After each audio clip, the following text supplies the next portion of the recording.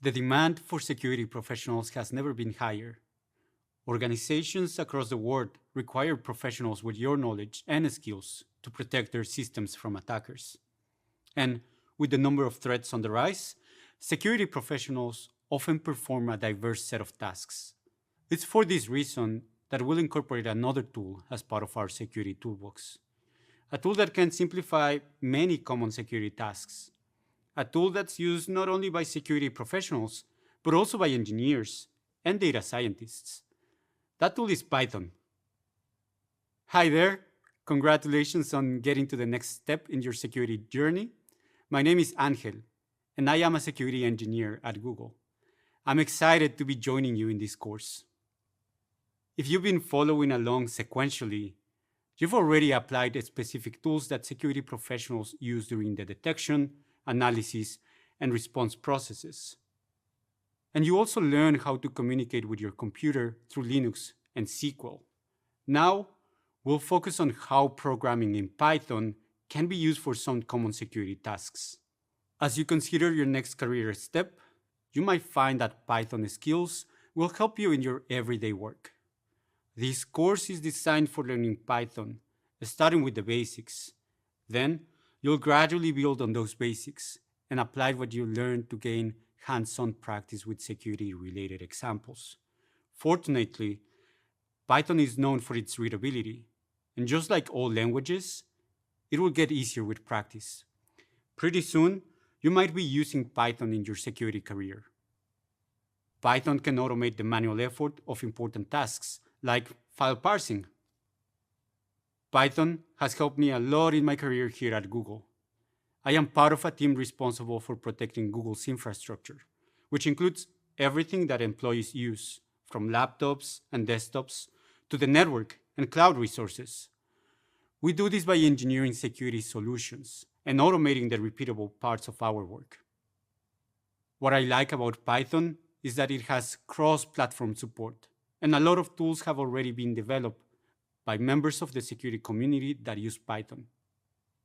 This makes it easy for me to find the tools I need and get support with blockers so I can complete both my professional and personal projects. My hope is that this course will be helpful to you. Let's explore what we'll cover. First, you'll be introduced to basic programming concepts in Python.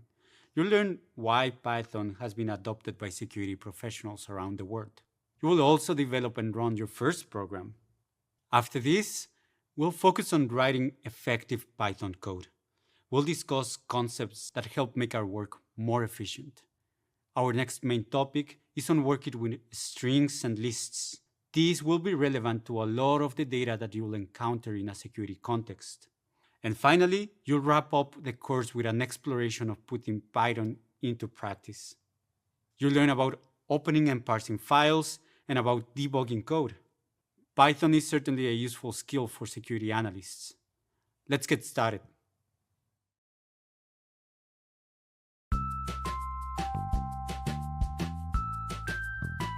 My name is Angel, and I'm a security engineer at Google.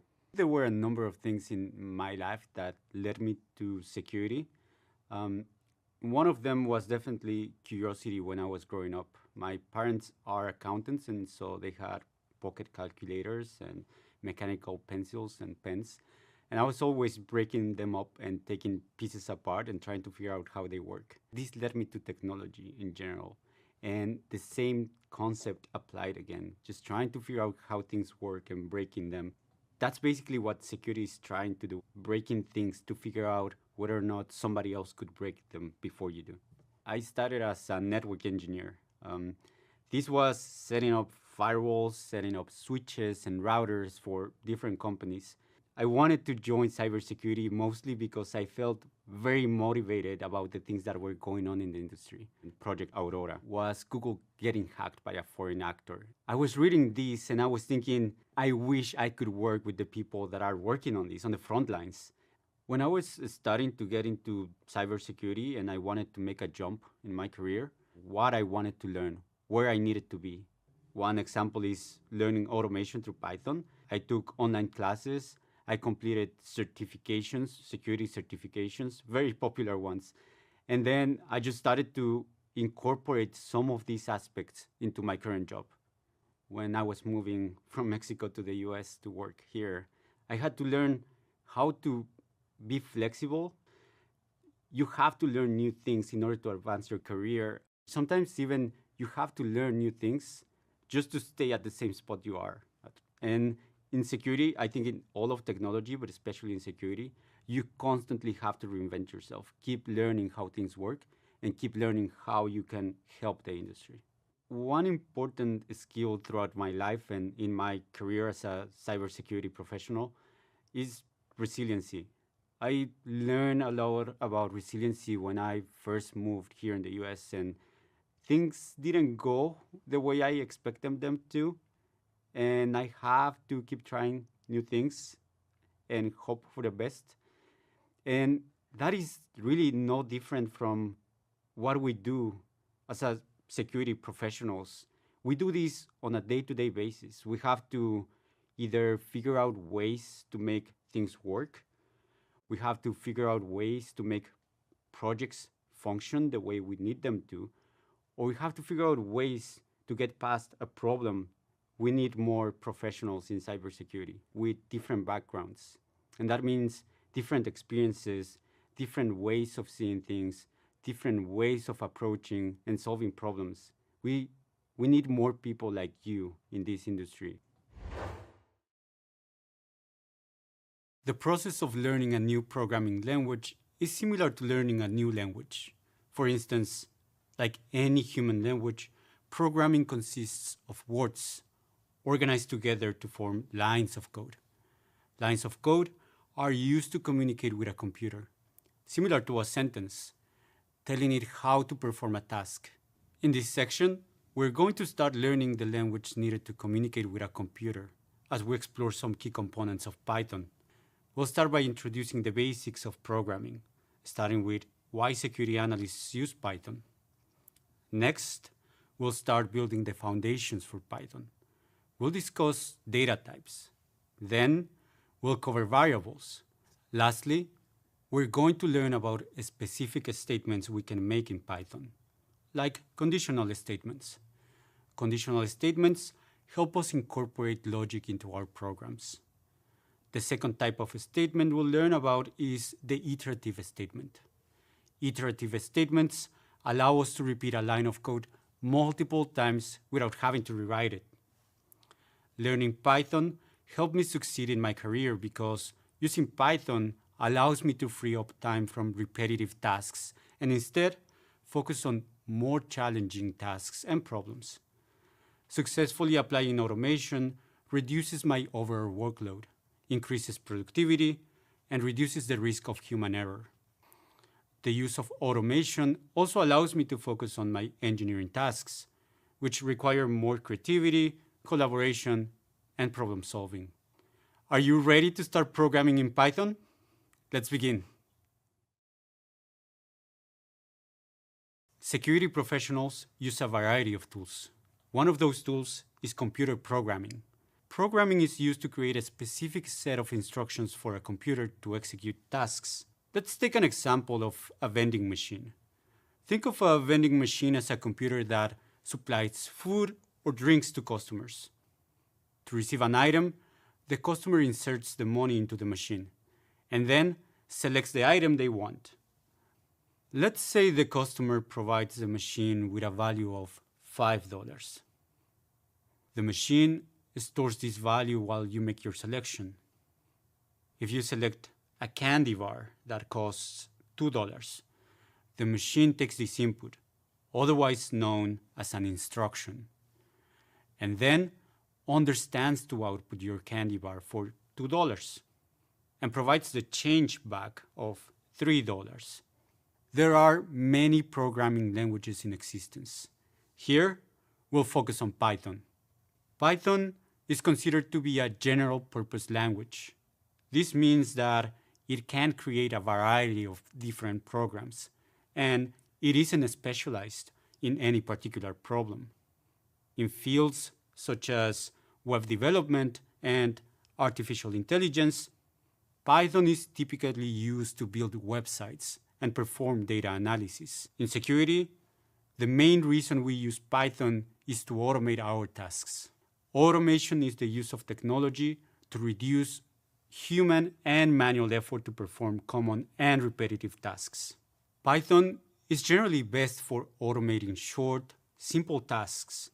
For example, a security analyst who's dealing with a security incident might have a log with necessary information. Reading through these manually would take too much time, but Python can help sort through this, so the analyst can find what they need. As another example, an analyst might use Python to manage an access control list, the list that controls who can access the system and its resources.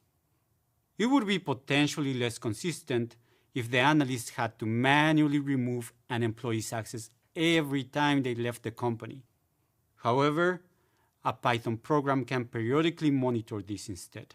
Or Python could also perform some automated tasks like analyzing network traffic.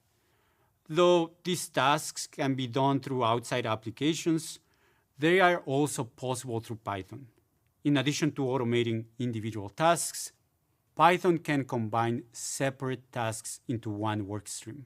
For example, imagine a playbook indicates that an analyst needs to resolve a certain situation by deleting a file and then notifying the proper individuals. Python can connect these processes together. So, why exactly might a security professional choose Python for these tasks? There are several advantages Python has as a programming language. For one, Python is user-friendly. Because it resembles human language, it requires less code and is easy to read.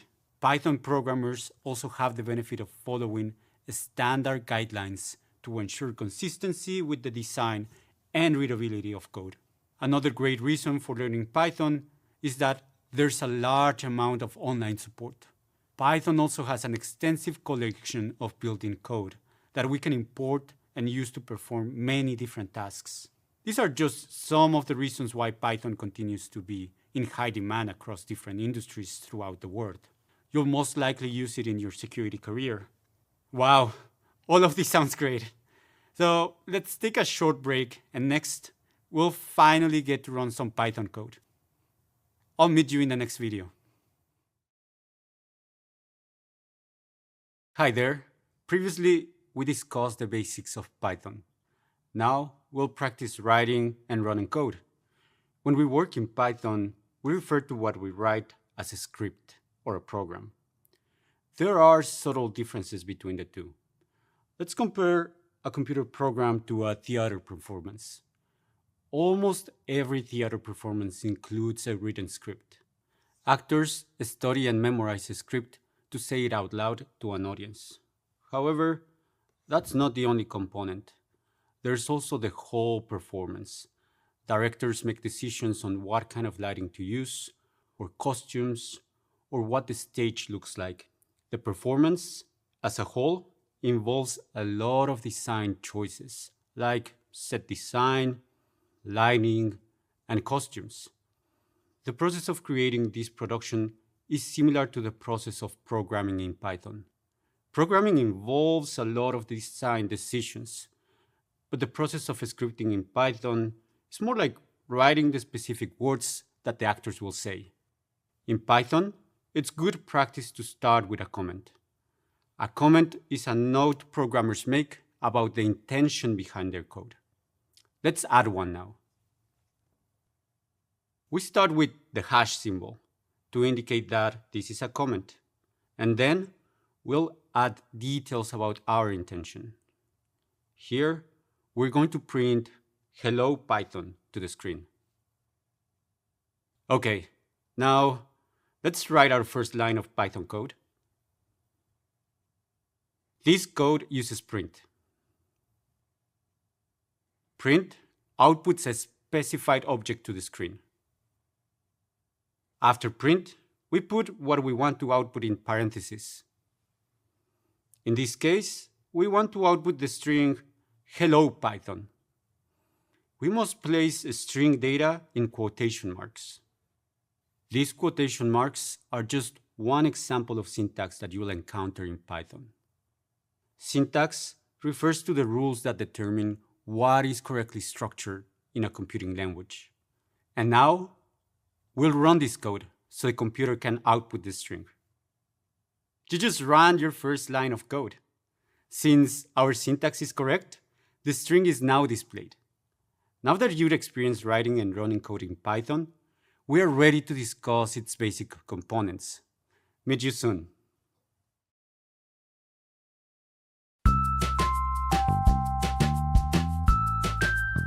My name is Akash, and I work as a security engineer at Google. As a cybersecurity engineer, you would end up using Python for most of your career. It's very important that you learn Python. When you are moving into cybersecurity, you would be dealing with millions of in data points and things like that, which is going to be very hard for you to go through manually. So that's when Python comes in to automate and write scripts and small programs that will be able to do the same thing in a split second. Learning Python is super fun. When you see 10 lines of code doing things like parsing through megabytes of data within second, it can be very fulfilling. There's a lot of resources for Python and a lot of open source communities, and the people very helpful. Stay curious and take up small problems and then get your hands dirty with doing it. And don't be afraid of looking up syntax and learn online resources. My job as a security engineer at Google Chrome is to protect our customers from foreign governments and very persistent threats across the world. The threats are unlimited. There's no limit to it, and that's what makes cybersecurity very exciting. So stick with it. It's an essential skill that will take some time initially to develop, but will serve you throughout the career. Our next topic relates to categorizing data in Python. First, let's take a moment to consider another environment where we apply categories. We'll think about working in a kitchen. When cooking, we can categorize the ingredients we use. For example, carrots and peppers are vegetables, and chicken and beef are meat. These categories are important because they affect how we handle these ingredients. When working in Python, data types achieve a similar purpose. A data type is a category for a particular type of data item.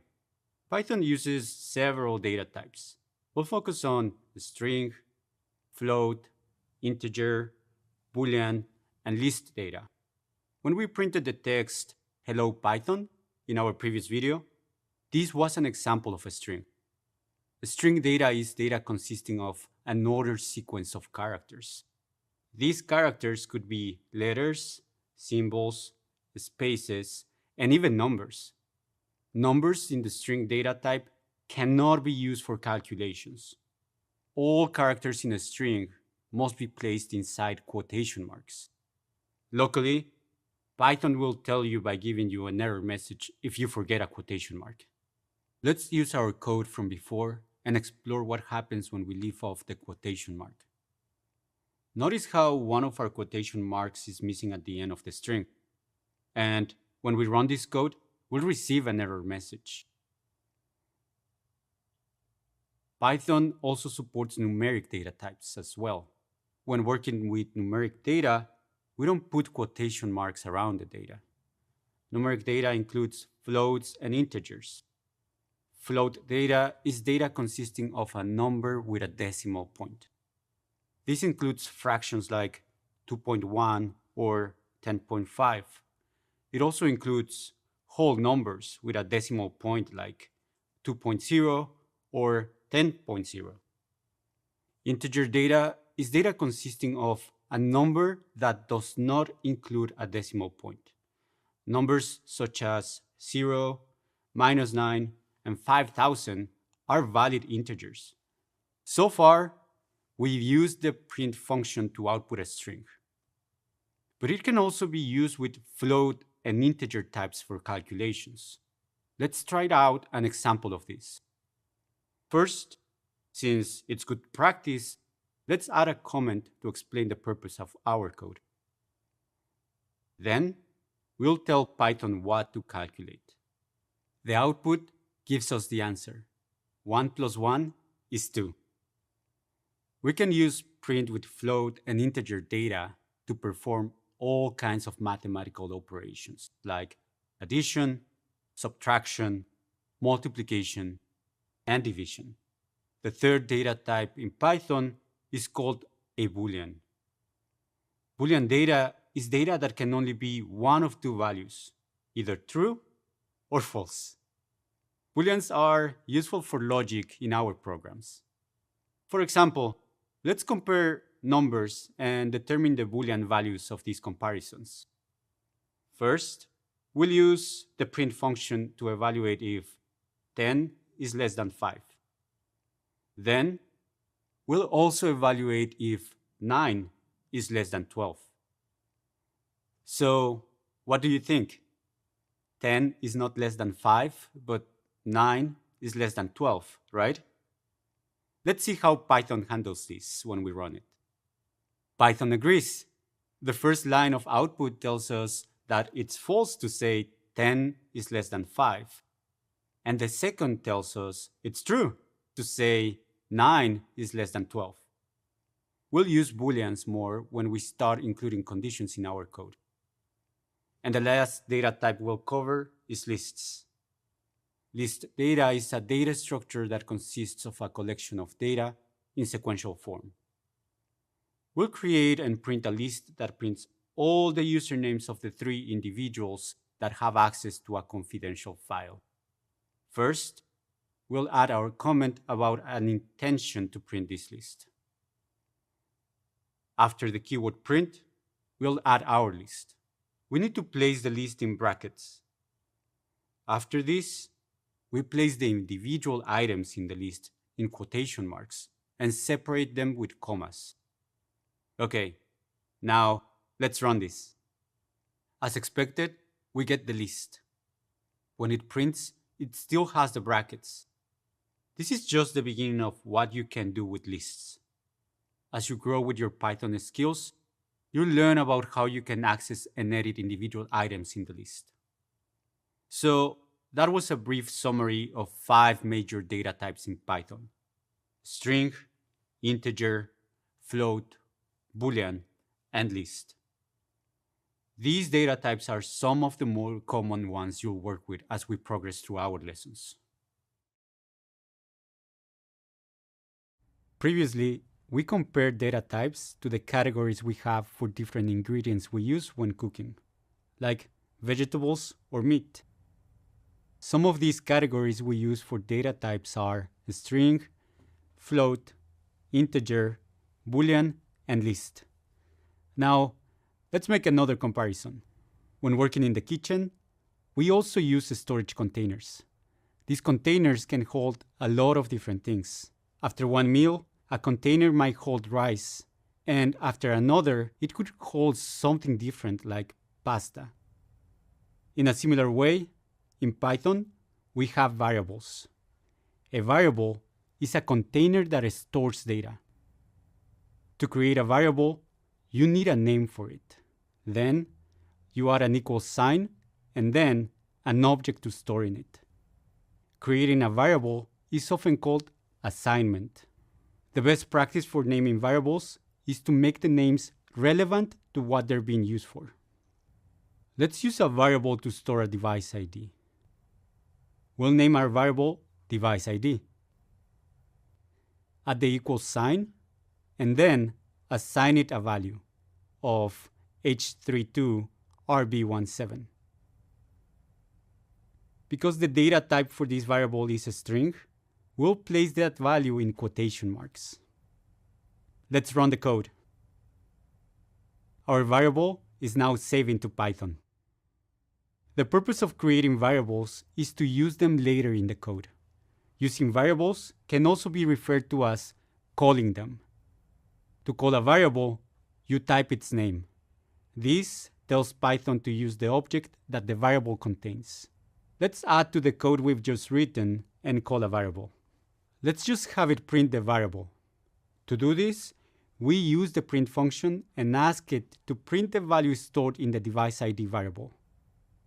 When using a variable in our print function, we don't use quotation marks.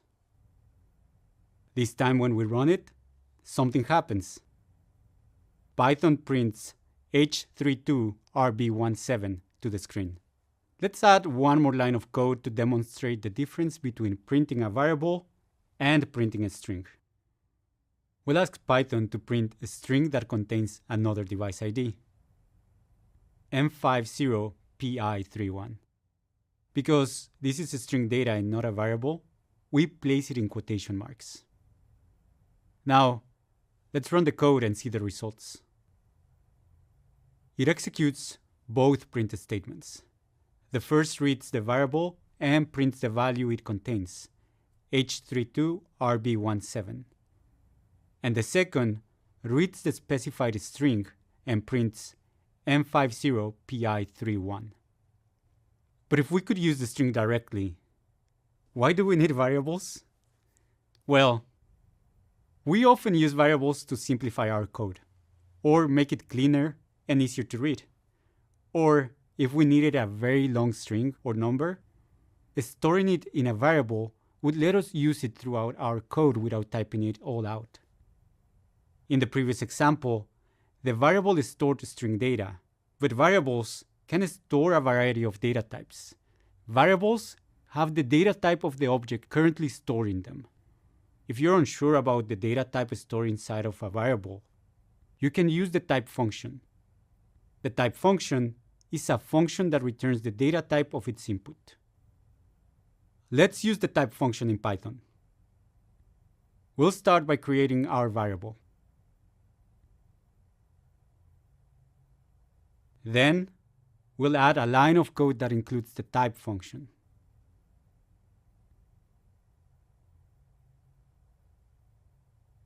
This line asks Python to tell us the data type of the device ID variable, and to assign this to a new variable called dataType. After this, we can print the dataType variable to the screen. Perfect. Python tells us that the value that device ID contains is a string. When working with variables, it's important to keep track of their data types. If you don't, you could get a type error. A type error is an error that results from using the wrong data type. For example, if you try to add a number and a string, you will get a type error because Python cannot combine those two data types together. It can only add two strings or two numbers. Let's demonstrate a type error. First, we'll reuse our device ID variable that stores a string value.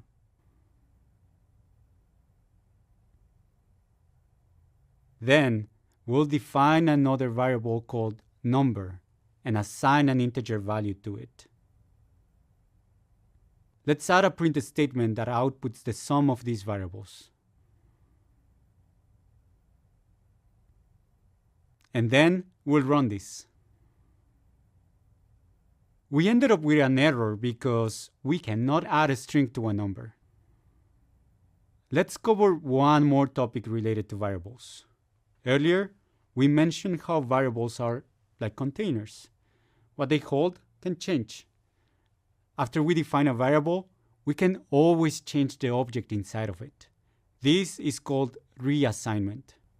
Reassigning a variable is very similar to assigning it in the first place. Let's try this out and reassign a variable. We'll start by assigning the same string of h32rb17 to our variable device ID. We'll also include a line of code to print this variable. Now, let's try reassigning the variable. We type this variable's name, add an equal sign, and then add the new object. In this case, we'll use the string n73ab07 as the new device ID. We'll also ask Python to print the variable again. Let's see what happens when we run this. Python prints two lines of output. The first print statement came before reassignment, so it first prints the string of h32rb17, but the second print statement came after it changed. That's why the second output to the screen is the string N73AB07. With this code, we reassign a variable with a string value to another string value. But it's also possible to reassign a variable to a value of another data type. For instance, we can reassign a variable with a string value to an integer value.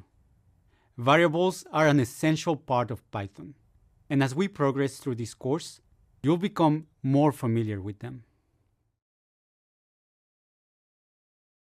Previously, we discussed how to store different data types in variables. Now, we'll begin to move into the concept of automation, so we can create exciting actions with code. Automation is the use of technology to reduce human and manual effort to perform common and repetitive tasks. It allows computers to do these tasks for us, so that we may get back more time in our lives to do other activities. Conditional statements are important for automation. A conditional statement is a statement that evaluates code to determine if it meets a specified set of conditions. The keyword if is important in conditional statements. If starts a conditional statement. After this keyword, we then specify the condition that must be met and what will happen if it is. We use if statements every day. For example, if it's cold outside, then we'll wear a jacket. Or if it's raining, we'll bring an umbrella. If statements are structured with the condition we want to evaluate and the action that Python will perform if this condition is met. Python always evaluates if the condition is true or false.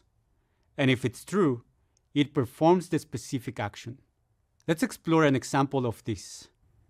We'll instruct Python to print an account logged message anytime the failed login attempts are greater than 5. Our keyword if tells Python to start a conditional statement. After this, we indicate the condition we want to check for. In this case, we're checking if the user has more than 5 failed login attempts. Notice how we're using a variable called failed attempts. In our complete code, we will have assigned a value to failed attempts prior to this if statement. After this condition, we always place a colon. This signals that what follows is what we want to happen when the condition is met. In this case, when the user has more than 5 failed login attempts, it prints a message that the account is locked. In Python, this message should always be indented at least one space in order to execute only when the condition is true. It's common to call this first line the header, and to call the actions that happen when the condition is met the body. This condition was based on a variable being greater than a specific number, but we can define our condition using a variety of operators. For example, we can also check if something is less than a specified value, or we can check if it's greater than or equal to, or less than or equal to the value. We can also compare if something is equal to a value. When we do this inside a conditional, we need to use a special syntax. It's not just the equals sign, but a double equals. The double equals sign is an important operator often used in conditional statements. A double equals evaluates whether two objects match. It assigns a Boolean value of true when they match and false when they don't. There's one more operator we should discuss. An exclamation mark followed by an equal sign represents the condition of not equal. This operator for not equal evaluates whether two objects are different. It assigns a Boolean value of true when they don't match and false when they match. Let's more closely investigate an example that uses the double equals sign. We'll focus on an example that prints an updates needed message when a particular operating system is running. Here, we've created a condition that checks if a device's operating system matches a specific string that identifies this operating system. To do this, we'll need to use the double equals sign in our condition.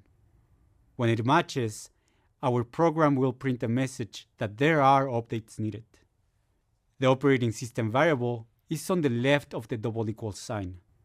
The string OS2 is on the right. If the condition evaluates to true, it performs the action that is indented in the next line of code. Here, if the operating system is OS2, it will print updates needed. If it's false, the message will not print. Notice how this line is indented? This tells Python that the task depends on the if statement evaluating to true. Now, let's write code that incorporates this conditional and get the results.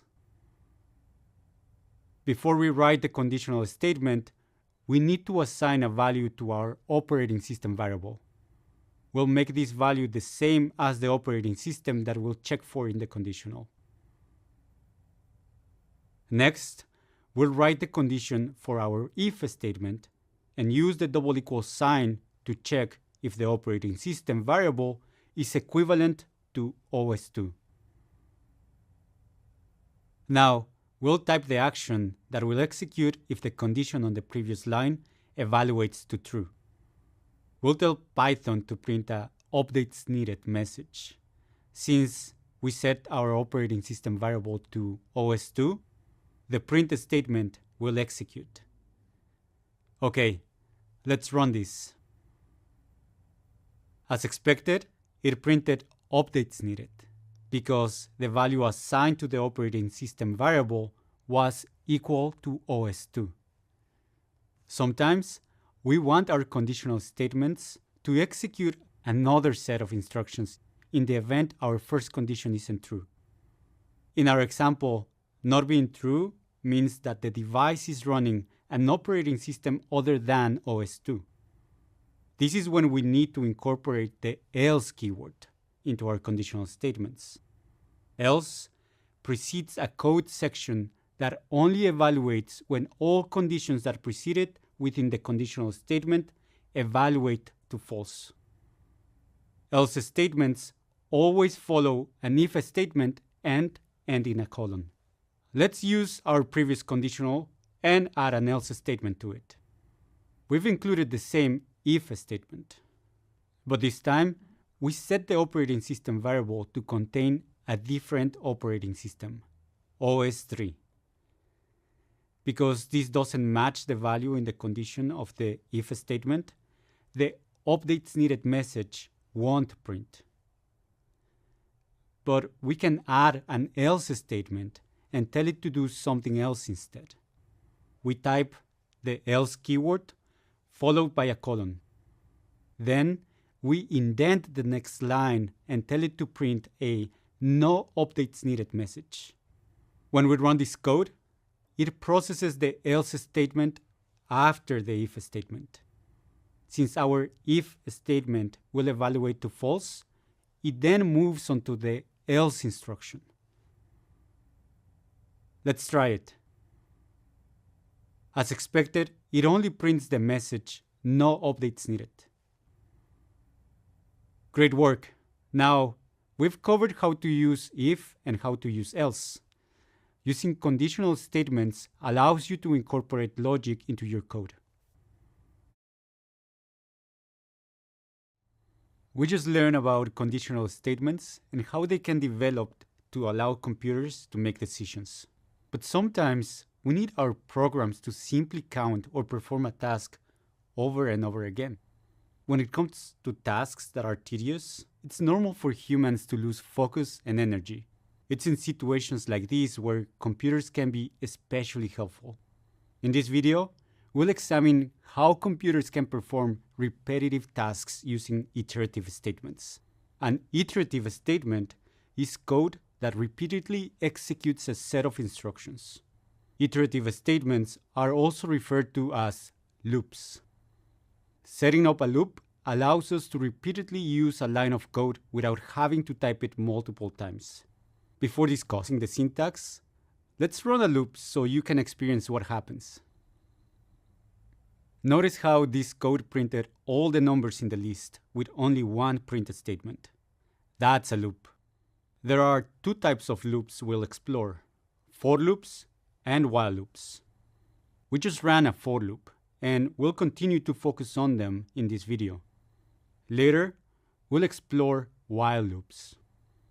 For loops repeat code for a specified sequence. An example of this would be using a for loop to print every item in a list. For loops begin with the keyword for. For signals the beginning of a for loop. Similar to conditional statements, iterative statements consist of two main parts. The parts of a loop are the loop header and the loop body. Let's examine the for loop we just ran and use that to explore these parts.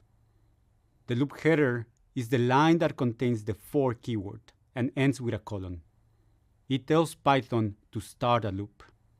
It consists of the for keyword, a loop variable, and the sequence the loop will iterate through. The loop variable is a variable that is used to control the iterations of a loop. The loop variable comes directly after for. A common name for it is the letter I, but you can give it any other name you want. In for loops, this temporary variable is only used within the loop and not outside of it in the rest of the code. The loop variable is followed by the in operator and the sequence the loop will iterate through. In this example, this sequence is a list containing numbers from 1 through 4. It runs each of these numbers through a specified action. We need to remember to put a colon at the end of the loop header to introduce this code. The loop body refers to the indented lines after the loop header. These represent the actions that are repeated while the loop iterates. In this case, it will print each number in the list, first 1, and then 2, and so on. Another important use of for loops is to repeat a specific process a set number of times. And this is done through combining it with the range function. The range function generates a sequence of numbers. As an example, range from 0 to 10 sets a sequence that goes from 0, 1, 2, all the way up until the number 9. When we use range, we start counting at the number in the first position, in this case, 0. Then, when we reach the number in the second position, it tells us where to stop. That number is excluded, so in this case, where the number is 10, the sequence only goes up until 9. An important detail about the range function is that if we don't provide a start point, it automatically starts from 0. 10 represents the stop point. Since the stop point is excluded, the numbers included in the sequence start at 0 and end at 9. A sequence that starts at 0 and ends at 9 will iterate 10 times. Let's run a for loop that incorporates the range function. We'll use range to ask Python to repeat an action 10 times, and then we'll indicate the action we want to repeat. This action is printing an error message that indicates cannot connect to the destination. Let's run this. Using a for loop with the range function allowed us to repeat the same error message 10 times, instead of typing it over and over again ourselves. In this video, we learn about the syntax and structure of iterative statements, and work with for loops as an example. In the next video, we'll cover another type of iterative statement, the while loop. Previously, we introduced iterative statements in Python and focused on for loops. An iterative statement is code that repeatedly executes a set of instructions. In this video, we'll explore another type of iterative statement, the while loop. When we use for loops, the code repeatedly executed based on a specified sequence. While loops still repeatedly execute, but this repetition is based on a condition. As long as the condition is true, the loop continues to execute. But when it becomes false, the while loop stops. This while loop, for example, sets a condition where the variable time must be less than or equal to 10. This means it will keep running until the variable time is greater than 10. Similar to the for loop, a while loop has a header. It consists of the keyword while, the condition, and a colon. The while loop starts with the keyword while. The keyword while signals the beginning of a while loop, and it's followed by the condition that evaluates to a Boolean value of either true or false. The condition contains the loop variable. This variable is used to control the number of loop iterations. However, there is an important distinction in the variables used in for and while loops. With while loops, the variable isn't created within the loop statement itself. Before writing the while loop, you need to assign the variable. Then, you'll be able to reference it in the loop. When the condition containing the loop variable evaluates to true, the loop iterates. If it does not, then the loop stops. This condition will evaluate to true while the variable time is less than or equal to 10. Finally, the loop header ends with a colon. Just like a for loop, a while loop has an indented body that consists of the actions to take while the loop iterates. The intention of this code is to print the value of a variable that represents the time and increase its value by 2 until it becomes greater than 10. This means the first action in this while loop is to simply print the current value of the time variable. Since while loops do not include a sequence to iterate through, we have to explicitly define how the loop variable changes in the body of the while loop. For example, in this while loop, we increase the loop variable time by 2 every iteration. This is because we only want to print the time every 2 minutes. So this while loop prints out all even numbers less than or equal to 10. Now that we know the basics of while loops, let's explore a practical example. Imagine we have a limitation on how many devices a user can connect to. We can use a while loop to print a message when the user has reached their maximum number of connected devices. Let's create a while loop for this.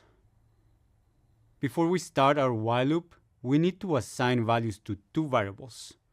First, we'll set the maximum value of connected devices to 5. Then, we'll set our loop variable. We'll use I for this and set it to a value of 1. Unlike with for loops, with while loops, we set this variable outside of the loop. Next, we'll create the header of our while loop. In this case, the condition is that the first variable is less than the second variable. Those variables are the loop variable I and max devices. Since we know the value of max devices is 5, we can understand that this loop will run as long as the current value of I is less than 5. Then we indicate what we want our while loop to do. Because this loop runs as long as the user can still connect to devices, we'll first have it print a user can still connect to additional devices message. After this, with each iteration, we'll increment I by 1. When the loop repeats, it will use the new value of the I variable. Python will exit the loop when I is no longer less than 5. Let's also print a message when this happens. We stop indenting because this next action occurs outside of the loop. Then we'll print user has reached maximum number of connected devices.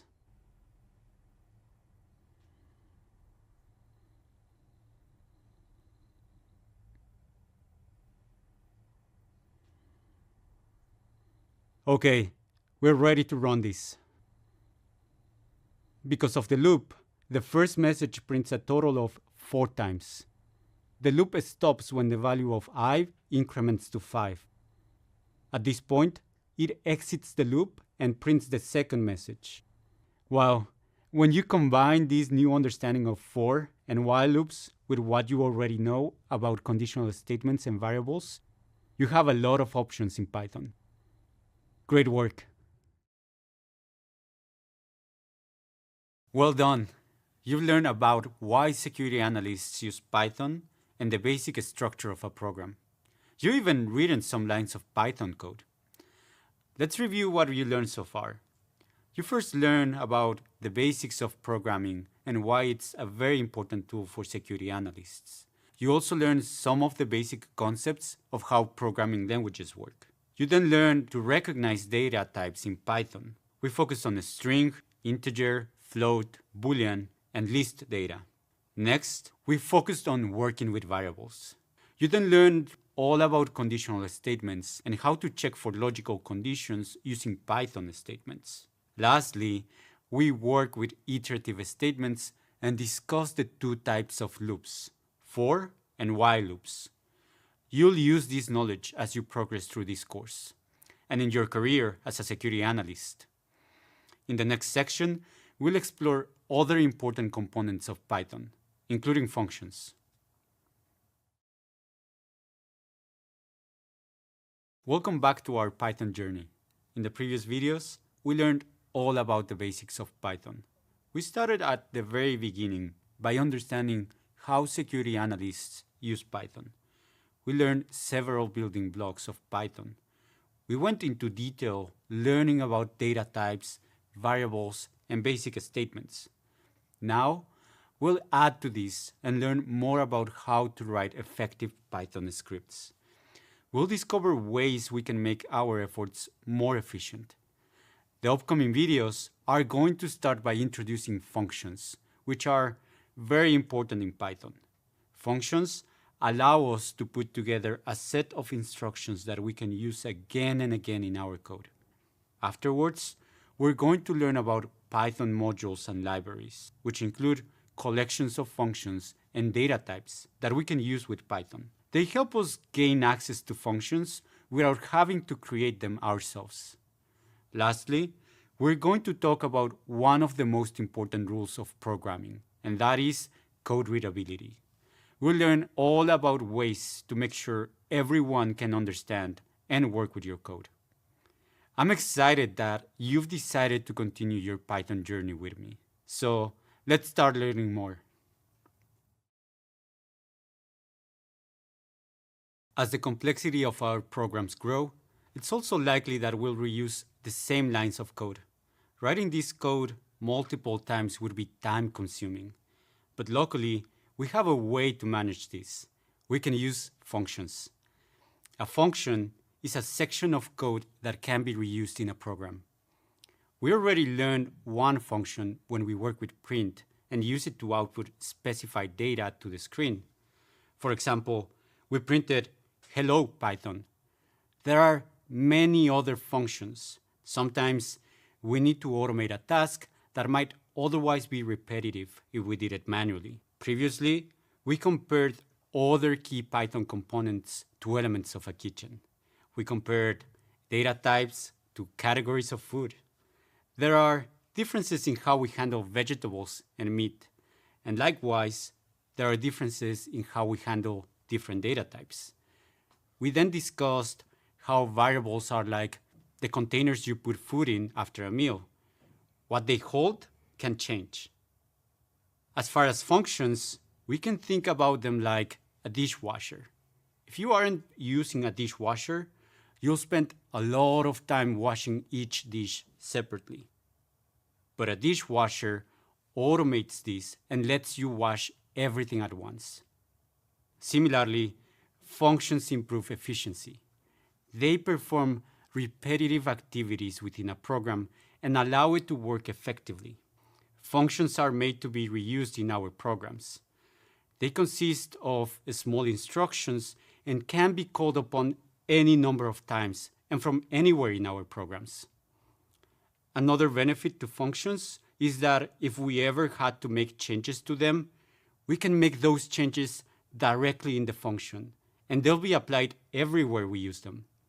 This is much better than making the same changes in many different places within a program. The print function is an example of a built-in function. Built-in functions are functions that exist within Python and can be called directly. They are available to us by default. We can also create our own functions. User-defined functions are functions that programmers design for their specific needs. Both types of functions are like mini programs within a larger program. They make working in Python much more effective and efficient. Let's continue learning more about them. Let's start our exploration of user-defined functions by creating and then running a very simple function. The first thing we need to do is define our function. When we define a function, we basically tell Python that it exists. The def keyword is needed for this. Def is placed before a function name to define a function. Let's create a function that greets employees after they log in. First, we'll comment on what we want to do with this code. We want to define a function. Now, we'll go to a new line and use the keyword def to name our function. We'll call it greetEmployee. Let's look at this syntax a little more closely. After our keyword def and the function name, we place parentheses. Later, we'll explore adding information inside the parentheses. But for this simple function, we don't need to add anything. Also, just like we did with conditional and iterative statements, we add a colon at the end of this header. After the colon, we'll indicate what the function will do. In our case, we want the function to output a message once the employee logs in. So let's continue creating our function and tell Python to print this string. This line is indented because it's part of this function. So what happens if we run this code? Does it print our message? Let's try this. It doesn't. That's because you also have to call your function. You may not realize it, but you already have experience calling functions. Print is a built-in function that we've called many times. So to call greetEmployee, we'll do something similar. Let's go with a new line. We'll add another comment because now our purpose is to call our function. And then we'll call the greetEmployee function. We'll run it again. This time, it printed our welcome message. Great work! We've now defined and called a function. This was a simple function. We're going to learn something next that will add to the complexity of the functions you write. Previously, we defined and called our first function. It didn't require any information from outside the function, but other functions might. This means we need to talk about using parameters in functions. In Python, a parameter is an object that is included in a function definition for use in that function. Parameters are accepted into a function through the parentheses after a function name. The function that we created in the last video isn't taking in any parameters. Now, let's revisit another function called range that does use parameters. If you recall, the range function generates a sequence of numbers from a start point to the value before the stop point. Therefore, range does include parameters for the start and stop indices that each accept an integer value. For instance, it could accept integers 3 and 7. This means the sequence it generates will run from 3 to 6. In our previous example, We wrote a function that displayed a welcome message when someone logged in. It would be even more welcoming if we included the employee's name with the message. Let's define a function with a parameter so we can greet employees by name. When we define our function, we'll include the name of the parameter that our function depends on. We place this parameter, the name variable, inside the parentheses. The rest of the syntax stays the same. Now, let's go to the next line and indent so that we can tell Python what we want this function to do. We want it to print a message that welcomes the employee using the name that's passed into the function. Bringing this variable into our print statement requires a few considerations. Like before, we start with the welcome message we want to print. In this case, though, we're not stopping our message after we tell them they're logged in. We want to continue and add the employee's name to the message. That's why we're placing a comma after "you're logged in." And then adding the name variable. Since this is a variable and not a specific string, we don't place it in quotation marks.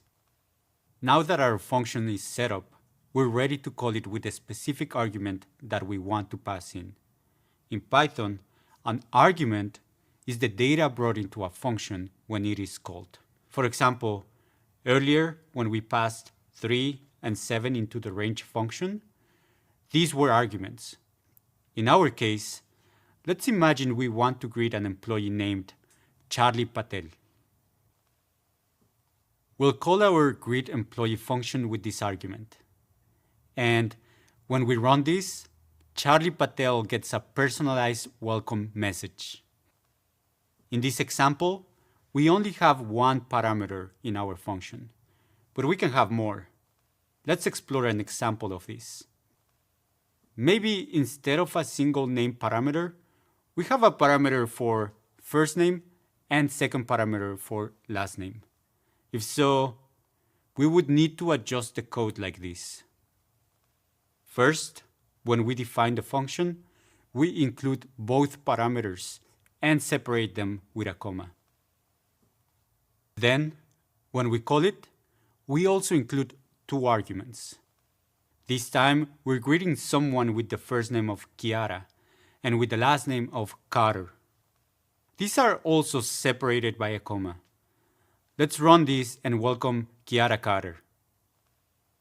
As we just explored, using more than one parameter just requires a few adjustments. Great work in this video. We learned a lot about working with parameters in a function. This understanding is something you'll need as you continue to write Python scripts. We previously learned how we can pass arguments into a function. We can do more than pass information into a function. We can also send information out of one. Return statements allow us to do this. A return statement is a Python statement that executes inside a function and sends information back to the function call. This ability to send information back from a function is useful to a security analyst in various ways. As one example, an analyst might have a function that checks whether someone is allowed to access a particular file and will return a Boolean value of true or false to the larger program. We'll explore another example. Let's create a function related to analyzing login attempts. Based on the information it takes in, this function will compute the percentage of failed attempts and return this percentage. The program could use this information in a variety of ways. For example, it might be used to determine whether or not to lock an account. So let's get started and learn how to return information from a function. Just like before, we start by defining our function. We'll name it calculate fails. And we'll set two parameters related to login attempts. One for total attempts and one for failed attempts. Next, we'll tell Python what we want this function to do. We want this function to store the percentage of failed attempts in a variable called fail percentage. We need to divide failed attempts by total attempts to get this percentage.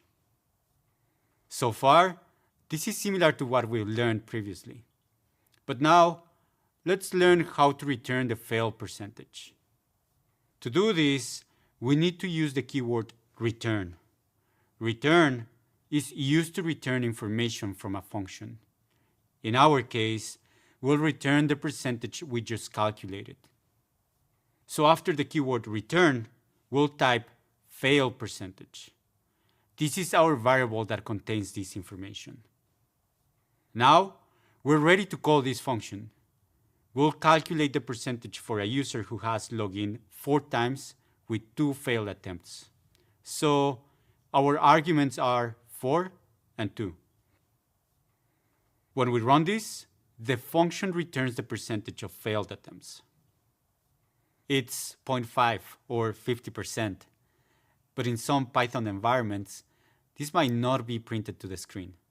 We cannot use the specific variable named fail percentage outside of the function. So, in order to use this information in another part of the program, we would need to return the value from the function and assign it to a new variable. Let's check this out. This time, when the function is called, the value that's returned is stored in a variable called percentage. Then, we can use this variable in additional code. For example, we can write a conditional that checks if the percentage of failed attempts is greater than or equal to 50%. When this condition is met, we can tell Python to print an account locked message. Let's run this code. And this time, the percentage isn't returned to the screen. Instead, we get the account locked message. Coming up, we'll discuss more functions, but this time, we'll go over a few that are ready for use and built into Python. Now that we know how to create our own functions, let's also explore a few of Python's built-in functions. As we discussed previously, built-in functions are functions that exist within Python and can be called directly. Our only job is to call them by their name, and we already described a few throughout the course. For example, Python's print and type functions. Let's quickly review those 2 built-in functions before learning about new ones. First, print outputs a specified object to the screen, and then the type function returns the data type of its input. Previously, we've been using functions independently from one another. For example, we ask Python to print something, or we ask Python to return the data type of something. As we begin to explore built-in functions, we'll often need to use multiple functions together. We can do this by passing one function into another as an argument.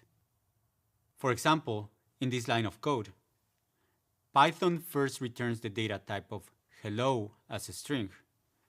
Then, this return value is passed into the print function. This means the data type of a string will be printed to the screen. Print and type are not the only functions you'll see used together in this way. In all cases, the general syntax is the same. The inner function is processed first, and then its return value is passed to the outer function. Let's consider another aspect of working with built-in functions. When working with functions, you have to understand what their expected inputs and outputs are. Some functions only expect specific data types and will return a type error if you use the wrong one. Other functions need a specific amount of parameters or return a different data type. The print function, for example, can take in any data type as its input. It can also take in any number of parameters, even ones with different data types. Let's explore the input and output of the print function. We'll enter 3 arguments. The first contains string data. Then, a comma is used to separate this from the second argument. This second argument is an integer. Finally, after another comma, our third argument is another string. Now, let's run this code. Perfect. This printed out just as expected. The type function also takes in all data types, but it only accepts one parameter. Let's explore this input and output too. Our first line of code will first determine the data type of the word security, and then pass what it returns into a print function. And the second line of code will do the same thing with the value of 73.2. Now, let's run this and see what happens. Python first returns output that tells us that the word security is string data. Next, it returns another line of output that tells us that 73.2 is float data. Now, we know what to consider before using a built-in function. We have to know exactly how many parameters it requires and what data types they can be. We also need to know what kind of output it produces. Let's learn a couple of new built-in functions and think about this. We'll start with max. The max function returns the largest numeric input passed into it. It doesn't have a defined number of parameters that it accepts. Let's explore the max function. We'll pass 3 arguments into max in the form of variables. So let's first define those variables. We'll set the value of a to 3, b to 9, and c to 6. Then, we'll pass these variables into the max function and print them. Let's run this. It tells us the highest value among those is 9. Now, let's study one more built-in function, the sorted function. The sorted function sorts the components of a list. This function can be very useful in a security setting. When working with lists, we often have to sort them. With lists of numbers, we sort them from smallest to largest, or the other way around. With lists of string data, we might need to sort them alphabetically. Imagine you have a list that contains usernames in your organization, and you wanted to sort them alphabetically. Let's use Python's sorted function for this. We'll specify our list through a variable named usernames. In this list, we'll include all of the usernames we want to sort. Now, we'll use the sorted function to sort these names by passing the usernames variable into it. And then, we'll pass its output into the printed statement, so it can be displayed on the screen. And when we run it, everything is now in order. These are just a few of the built-in functions available for your use. As you work more in Python, you'll become familiar with others that can help you in your programs. Hello again. Previously, we learned about built-in functions in Python. Built-in functions come standard with every version of Python and consist of functions such as print, type, max, and many more. To access additional pre-built functions, you can import a library. A library is a collection of modules that provide code users can access in their programs. All libraries are generally made up of several modules. A module is a Python file that contains additional functions, variables, classes, and any kind of runnable code. Think of them as safe Python files that contain useful functionality. Modules may be made up of small and simple lines of code, or could be complex and lengthy in size. Either way, they help save programmers' time and make code more readable. Now, let's focus specifically on the Python standard library. The Python standard library is an extensive collection of usable Python code that often comes packaged with Python. One example of a module from the Python standard library is the RE module. This is a useful module for a security analyst when they are tasked with searching for patterns in log files. Another module is the CSV module. It allows you to work efficiently with CSV files. The Python standard library also contains glob and OS modules for interacting with the command line, as well as time and date time for working with timestamps. These are just a few of the modules in Python standard library. In addition to what's always available through the Python standard library, you can also download external libraries. A couple of examples are Beautiful Soup for parsing HTML website files and NumPy for arrays and mathematical computations. These libraries will assist you as a security analyst in network traffic analysis, log file parsing, and complex math.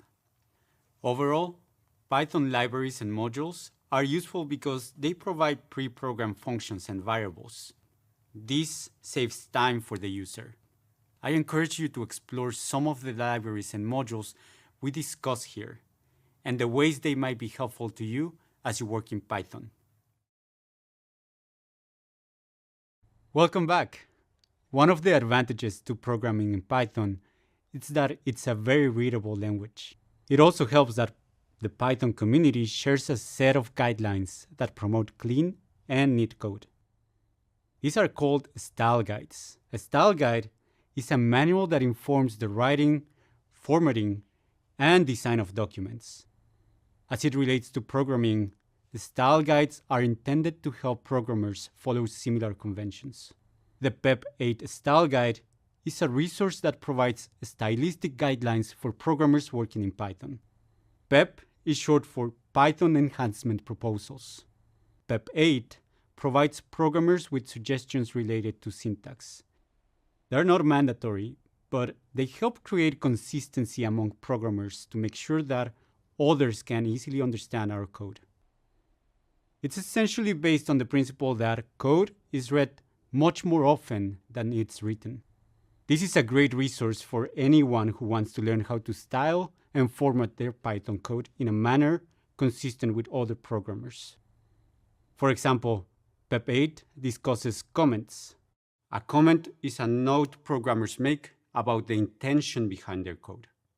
They are inserted in computer programs to indicate what the code is doing and why. PEP8 gives specific recommendations like making your comments clear and keeping them up to date when the code changes. Here's an example of code without a comment. The person who wrote it might know what's going on, but what about others who need to read it? They might not understand the context behind the failed attempts variable and why it prints account locked if it's greater than 5. And the original writer might need to revisit this code in the future, for example, to debug the larger program.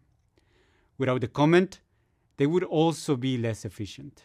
But in this example, we've added a comment. Other readers can quickly understand what our program and its variables are doing. Comments should be short and right to the point. Next, let's talk about another important aspect of code readability: indentation. Indentation is a space added at the beginning of a line of code.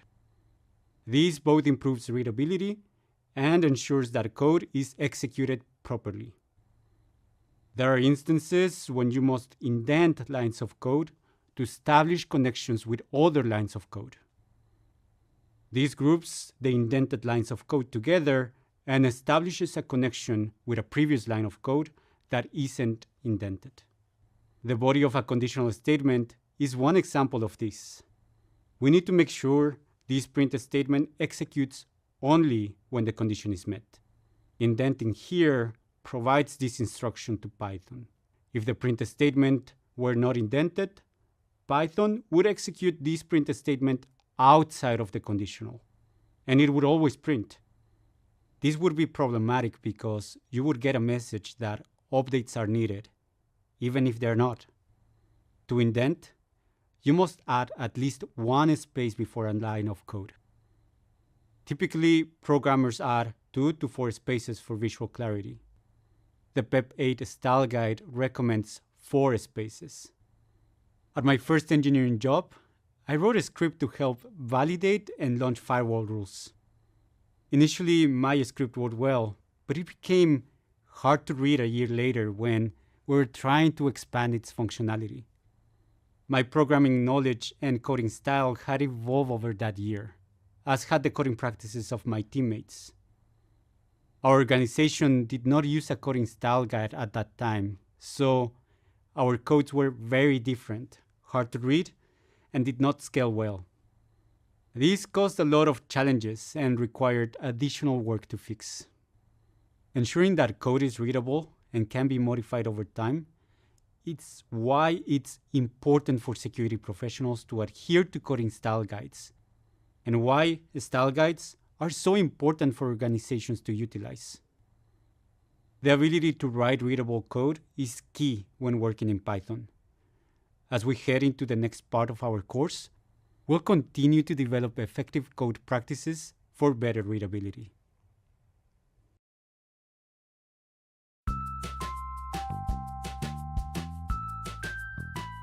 Hi, my name is Dorsa and I'm a security engineer. What I love the most about my job is that I get to look at different infrastructures and system designs on a daily basis. One piece of advice for individuals who are starting out in the cybersecurity profession, it's very important to work collaboratively in Python. And one of the key aspects of that is to listen to the feedback that your team members provide. Python allows for many different ways of accessing different information. When you share Python code snippets amongst your team members, it allows the code to be more uniform and the coding process to be more efficient. It makes the code base a lot more readable, and it allows for other engineers to work on your code after you. I've seen many examples of when collaboratively written Python code has been helpful in the industry. One of the examples is when at Google, we wrote a collaboratively written code base which allowed for an onboarding process to be reduced from 6 or 7 hours to a couple of minutes. Collaboration was a key part of this process because otherwise it would have taken many, many years for one single individual to write it. One individual is not able to understand every fine detail of each system. And if we don't have multiple engineers working on it, it would have made this process a lot more difficult. Communication is very important when you're working in a team, and especially if you're developing code in Python. You need to express whether you need help throughout the process because your team members are there to ensure that you are successful. At the end of the day, your success means that your team is also successful.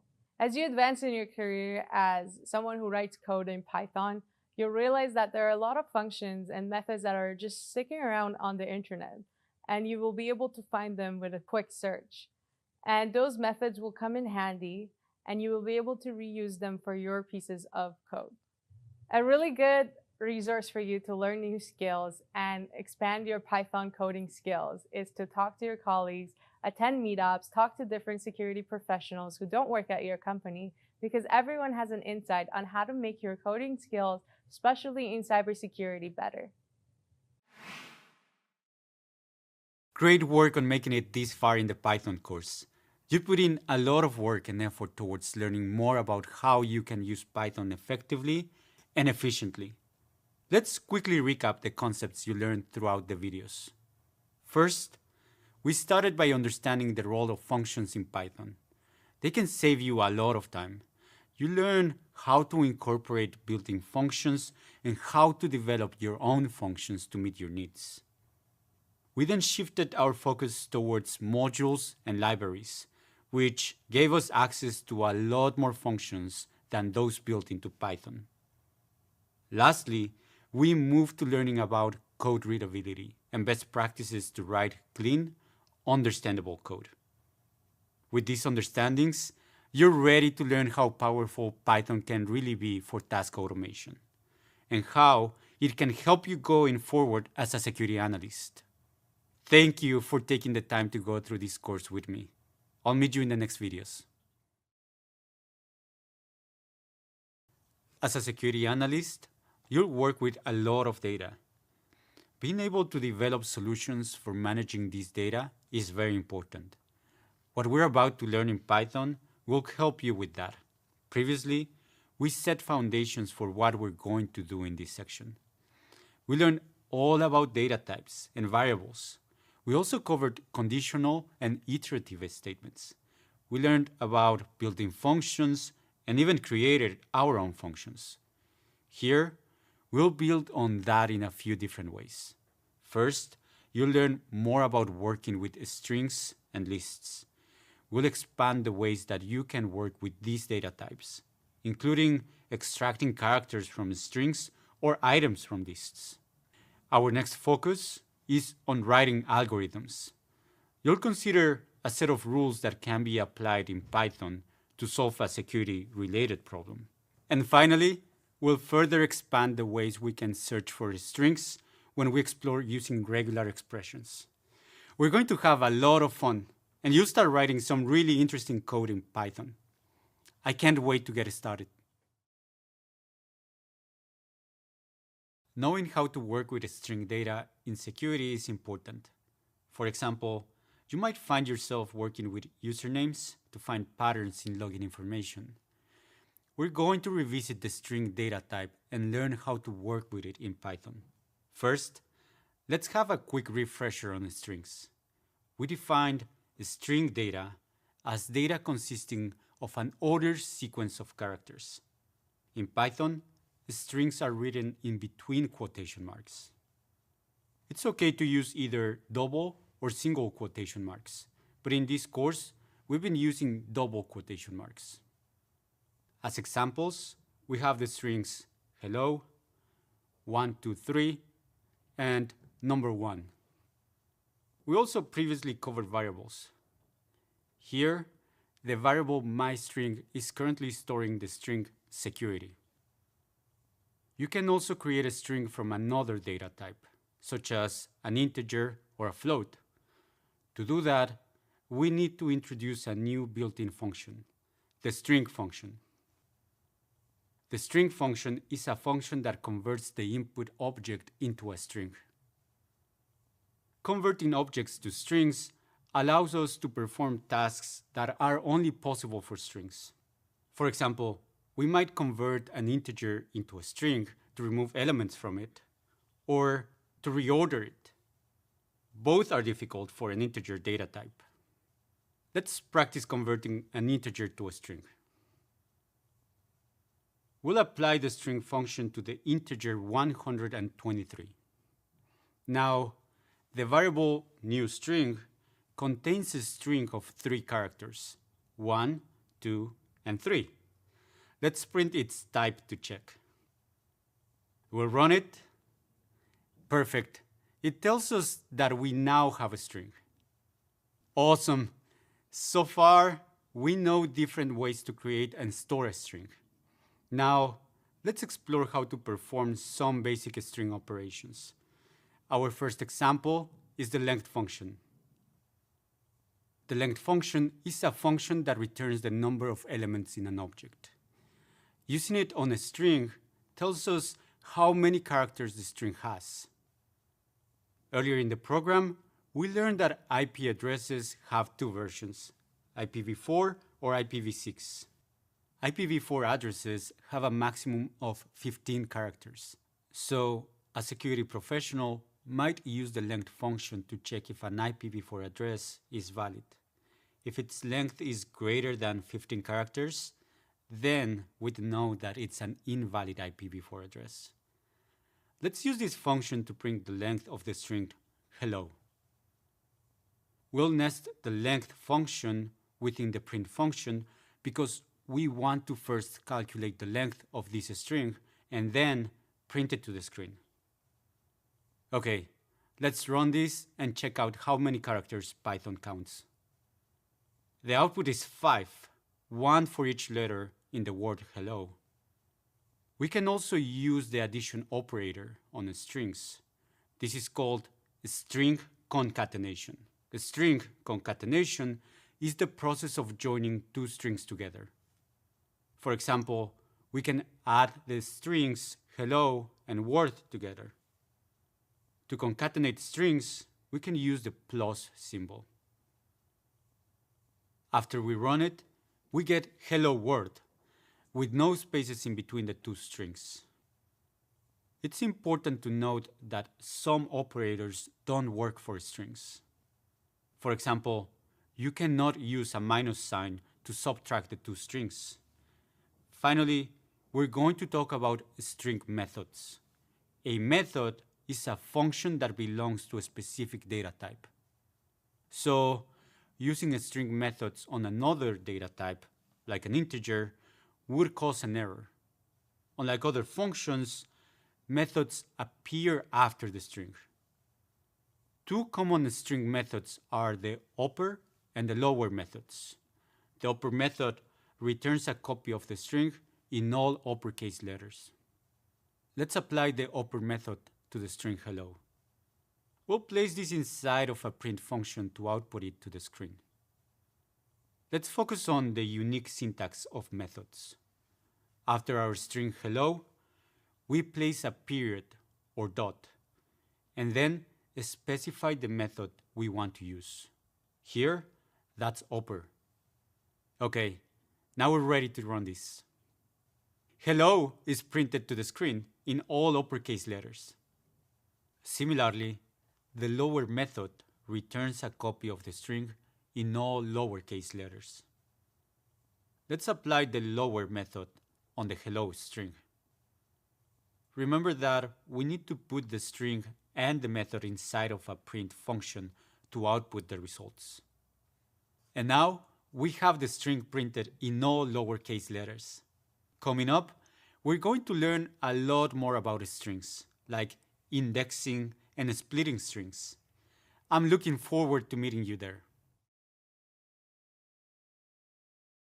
In security, there are a variety of reasons we might need to search through a string. For example, we might need to locate a username in a security log. Or if we learn that a certain IP address is associated with malware, we might search for this address in a network log. And the first step in being able to use Python in these ways is learning about the index of characters in a string. The index is a number assigned to every element in a sequence that indicates its position. In this video, we are discussing strings. So the index is the position of each character in a string. Let's start with the string hello. Every character in the string is assigned an index. In Python, we start counting indices from 0. So the character H has an index of 0, and E has an index of 1, and so on. Let's take this into Python and practice using indices. Placing an index in square brackets after a string returns the character at that index. Let's place the index 1 in square brackets after hello and run it. This returns the character E.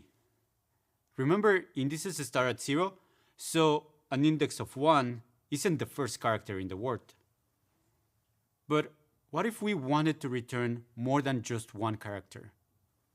We can extract a larger part of a string by specifying a set of indices, and this is called a slice. When taking a slice from a string, we specify where the slice starts and where the slice ends, so we provide two indices. The first index is the beginning, which is included in the output. The second index is the end, but it's not included in the final output. Instead, Python stops the slice at the element before the second index. For example, if we wanted to take the letters E, L, L from hello, we would start the interval from the index 1, but we'd end before the index 4. Let's try this example and extract a slice from a string in Python. Let's type in the string and take the slice starting at index 1 and ending before index 4. Now, let's run the code and examine the output. And there's the slice we wanted. Now that we know how to describe the location of a character in a string, let's learn how to search in a string. To do this, we need to use the index method. The index method finds the first occurrence of the input in a string and returns its location. Let's practice using the index method in Python. Let's say we want to use the index method to find the character E in the string hello. We'll locate the first instance of the character E. Let's examine this line in more detail. After writing the string and the index method, we use the character we want to find as the argument of the index method. Remember, strings in Python are case sensitive, so we need to make sure we use the appropriate case with the index method. Let's run this code now. This returned the number 1. This is because E has an index value of 1. Now, let's explore an example where a character repeats multiple times in the string. Let's try searching for the character L. We start with similar code as before, passing the argument L instead of E to the index method. Now, let's run this code and investigate the result. The result is the index 2. This tells us that the method only identified the first occurrence of the character L and not the second. This is an important detail to notice when working with the index method. As a security analyst, learning how to work with indices allows you to find certain parts in a string. For example, if you need to find the location of the @ symbol in an email, you can use the index method to find what you're looking for with one line of code. Now, let's turn our attention to an important property of strings. Have you ever heard the expression, "some things never change"? It might be said about the comfortable feeling you have with a good friend, even when you haven't seen them for a long time. Well, in Python, we can also say this about strings. Strings are immutable. In Python, immutable means that it cannot be changed after it's created and assigned a value. Let's break this down with an example. Let's assign the string hello to the variable myString. Now, if we want to change the character E to an A, so myString has the value HALLO, then we might be inclined to use index notation. But here, we get an error. MyString is immutable, so we cannot make changes like this. And there you have it. You just learned how to index and slice into strings. You've also seen that strings are immutable, so you cannot reassign characters after a string has been defined. Coming up, we'll learn about list operations and see that lists can be changed with index notation. Meet you there. Another data type we discussed previously is the list. Lists are useful because they allow you to store multiple pieces of data in a single variable. In the security profession, you will work with a variety of lists. For example, you may have a list of IP addresses that have accessed a network, and another list might hold information on applications that are blocked from running on the system.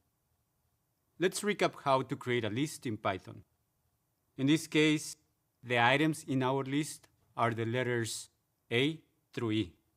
We separate them by commas and surround them with square brackets. We can also assign our list to a variable to make it easier to use later. Here, we've named our variable myList. When we access specific elements from lists, we use syntax similar to when we access specific elements from strings. We place its index value in brackets after the variable that stores the list. So this would access the second item in the list. This is because in Python, we start counting the elements in a list at 0 and not at 1. So the index for the first element is 0, and the index for the second element is 1. Let's try extracting some elements from a list. We'll extract the second element by putting 1 in brackets after the variable. We place this in a print function to output the results. And after we run it, Python outputs the letter B. Similar to strings, we can also concatenate lists with the plus sign. List concatenation is combining two lists into one by placing the elements of the second list directly after the elements of the first list. Let's work with this in Python. Let's concatenate two lists. First, we define the same list as in the previous example and store it in the variable mylist.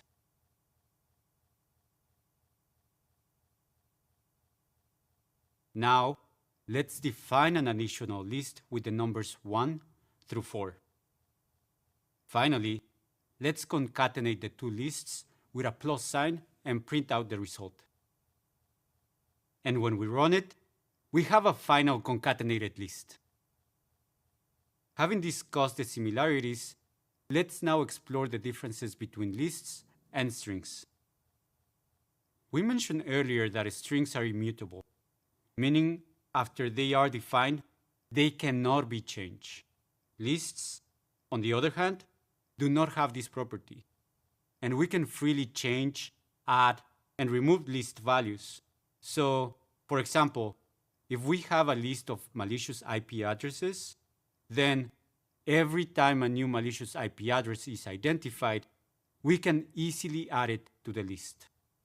Let's first try changing a specific element in a list in Python. We start with the list used in the previous example. To change an element in a list, we combine what we learned about bracket notation with what we learned about variable assignment. Let's change the second element in my list, which is the string b, to the number 7.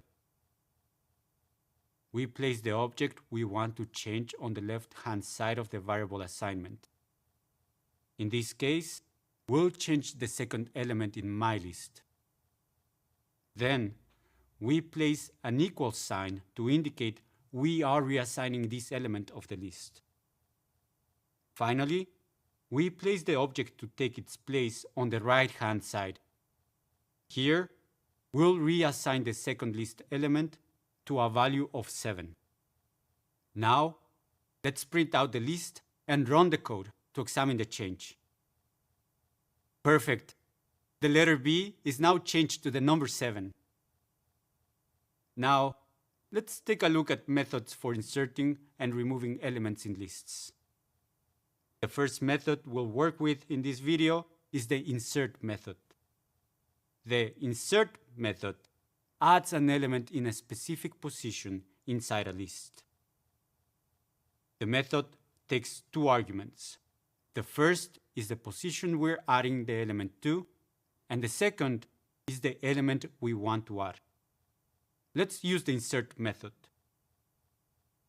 We'll start with the list we defined in our mylist variable. Then we type mylist.insert and pass in two arguments. The first argument is the position where we want to insert the new information. In this case, we want to insert into index 1. The second argument is the information we want to add to the list. In this case, the integer 7. Now, let's print my list. Our list still begins with A, the element with an index of 0. And now we have the integer 7 in the next position. The position represented with an index of 1. Notice that the letter B, which was originally at index 1, did not get replaced like when we use bracket notation. With the insert method, every element beyond index 1 is simply shifted down by 1 position. The index of B is now 2. Sometimes, we might want to remove an element that is no longer needed from a list. To do this, we can use the remove method. The remove method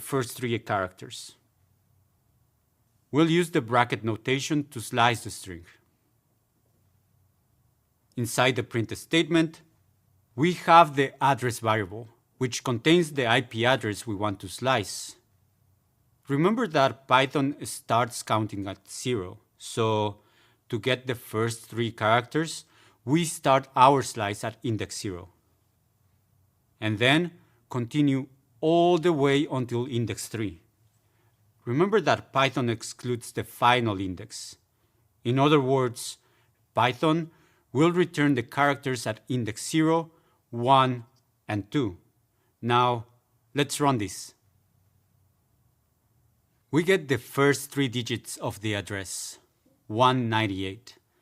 Now that we're able to solve this problem for one IP address, we can put this code into a loop and apply it to all IP addresses in the original list. Before we do this, let's introduce one more method that we'll be using in this code, the append method. The append method adds input to the end of a list. For example, let's say that my list contains 1, 2, and 3. With this code, we can use the append method to add 4 to this list.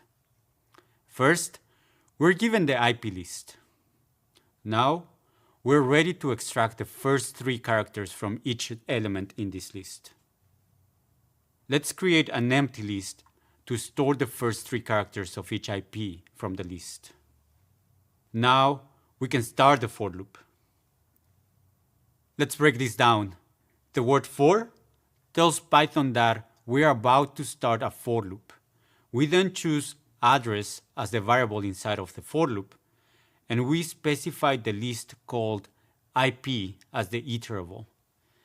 As the loop runs, each element from the IP list will be stored temporarily in the address variable. Inside the for loop, we have a line of code to add the slice from address to the networks list. Breaking this down, we use the code we wrote earlier to get the first 3 characters of an IP address. We'll use our append method to add an item to the end of a list. In this case, we're adding to the networks list. Finally, let's print the networks list and run the code. The variable networks now contains a list of the first 3 digits of each IP address in the original list, IP. That was a lot of information. Designing algorithms can be challenging, so it's a good idea to break them down into smaller problems before jumping into writing your code. We'll continue to practice this idea in the upcoming videos. Meet you there. We've already learned a lot about working with strings. This includes working with their positional indices and slicing them. In the previous video, we applied this to extract the first 3 digits from a list of IP addresses. In this video, we're going to focus on a more advanced way to search through strings. We'll learn about searching for patterns in strings through regular expressions. A regular expression, shortened to regex, is a sequence of characters that forms a pattern. This pattern can be used when searching within log files. We can use them to search for any kind of pattern.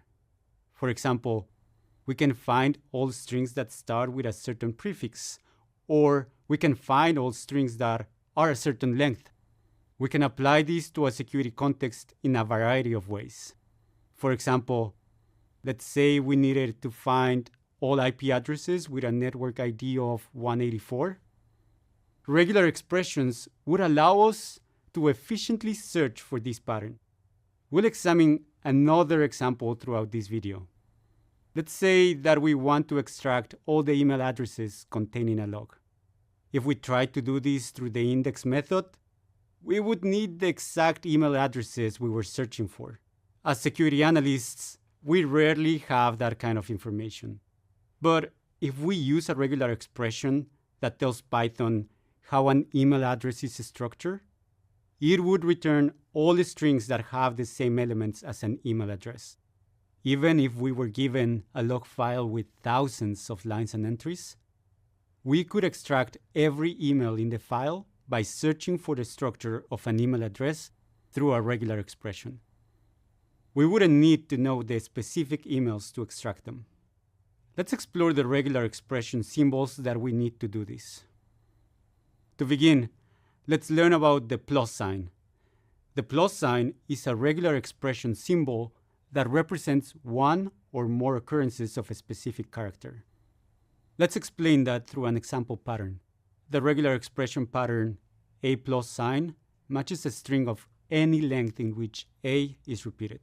For example, just a single a, 3 a's in a row, or 5 a's in a row. It could even be 1000 A's in a row. We can start working with a quick example to see which strings this pattern would extract. Let's start with this string of device IDs. These are all the instances of the letter A, written once or multiple times in a row. The first instance has 1A. The second has 2 A's. The third one has 1A, and the fourth has 3 A's. So if we told Python to find matches to the A plus sign regular expression, it would return this list of A's. The other building block we need is the \W symbol. This matches with any alphanumeric character, but it doesn't match symbols. 1, K, and I are just 3 examples of what \W matches. Regular expressions can easily be combined to allow for even more patterns in a search. Before we apply this to our email context, let's explore the patterns we can search for if we combine the \W with the plus sign. \W matches any alphanumeric character, and the plus sign matches any number of occurrences of the character before it. This means that the combination of \W plus sign matches an alphanumeric string of any length. The \W provides flexibility in the alphanumeric characters that this regular expression matches. And the plus sign provides flexibility in the length of the string that it matches. The strings 192, ABC123, and security are just 3 possible strings that match to \W plus sign. Now, let's apply this to extracting email addresses from a log. Email addresses consist of text separated by certain symbols, like the @ symbol and the period. Let's learn how we can represent this as a regular expression. To start, let's think about the format of a typical email address. For example, user1@email1.com. The first segment of an email address contains alphanumeric characters, and the number of alphanumeric characters may vary in length. We can use our regular expression \W plus sign for this portion to match to an alphanumeric string of any length. The next segment in an email address is the @ symbol. This segment is always present. We'll enter this directly in our regular expression. Including this is essential for ensuring that Python distinguishes email addresses from other strings. After the @ symbol is the domain name. Just like the first segment, this one varies depending on the email address, but it always contains alphanumeric characters. So we can use \W plus sign again to allow for this variation. Next, just like the @ symbol, a period is always part of an email address. But unlike the @ symbol, in regular expressions, the period has a special meaning. For this reason, we need to use \period here. When we add a backslash in front of it, we let Python know that we are not intending to use it as an operator, and that our pattern should include a period in this location. For the last segment, we can also use \W plus sign. This final part of an email address is often com, but might be other strings like net. When we put the pieces together, we get the regular expression we'll use to find email addresses in our log. This pattern will match all email addresses. It would exclude everything else in our string. This is because we've included the @ symbol and the period where they appear in the structure of an email address. Let's bring this into Python. We'll use regular expressions to extract email addresses from a string. Regular expressions can be used when the RE module is imported into Python. So we begin with that step. Later, we'll learn how to import and open files like logs. But for now, we've stored our log as a string variable named email log. Because this is a multi-line string, we're using 3 sets of quotation marks instead of just 1. Next, we'll apply the findAll function from the RE module to our regular expression. re.findAll returns a list of matches to our regular expression. Let's use this with the regular expression we created earlier for email addresses. The first argument is the pattern that we want to match. Notice that we place it in quotation marks. The second argument indicates where to search for the pattern. In this case, we're searching through the string contained within the email log variable. When we run this, we get a list of all the emails in the string. Imagine applying this to a log with thousands of entries. Pretty useful, right? This was just an introduction to the power of regular expressions. There are many more symbols you can use. I encourage you to explore regular expressions on your own and learn more. Congratulations! We accomplished a lot together. Let's take time to quickly go through all the new concepts we covered. We started this course by focusing on working with strings and lists. We learned methods that work specifically with these data types. We also learned to work with indices and extract the information we need. Next, we focused on writing algorithms. We wrote a simple algorithm that sliced the network ID from a list of IP addresses. Finally, we covered using regular expressions. Regular expressions allow you to search for patterns, and this provides expanded ways to locate what you need in logs and other files. These are complex concepts, and you're always welcome to visit the videos again whenever you like. With these concepts, you took a big step towards being able to work with data and write the algorithms that security professionals need. Throughout the rest of this course, you're going to get more practice with Python and what it can offer to security analysts.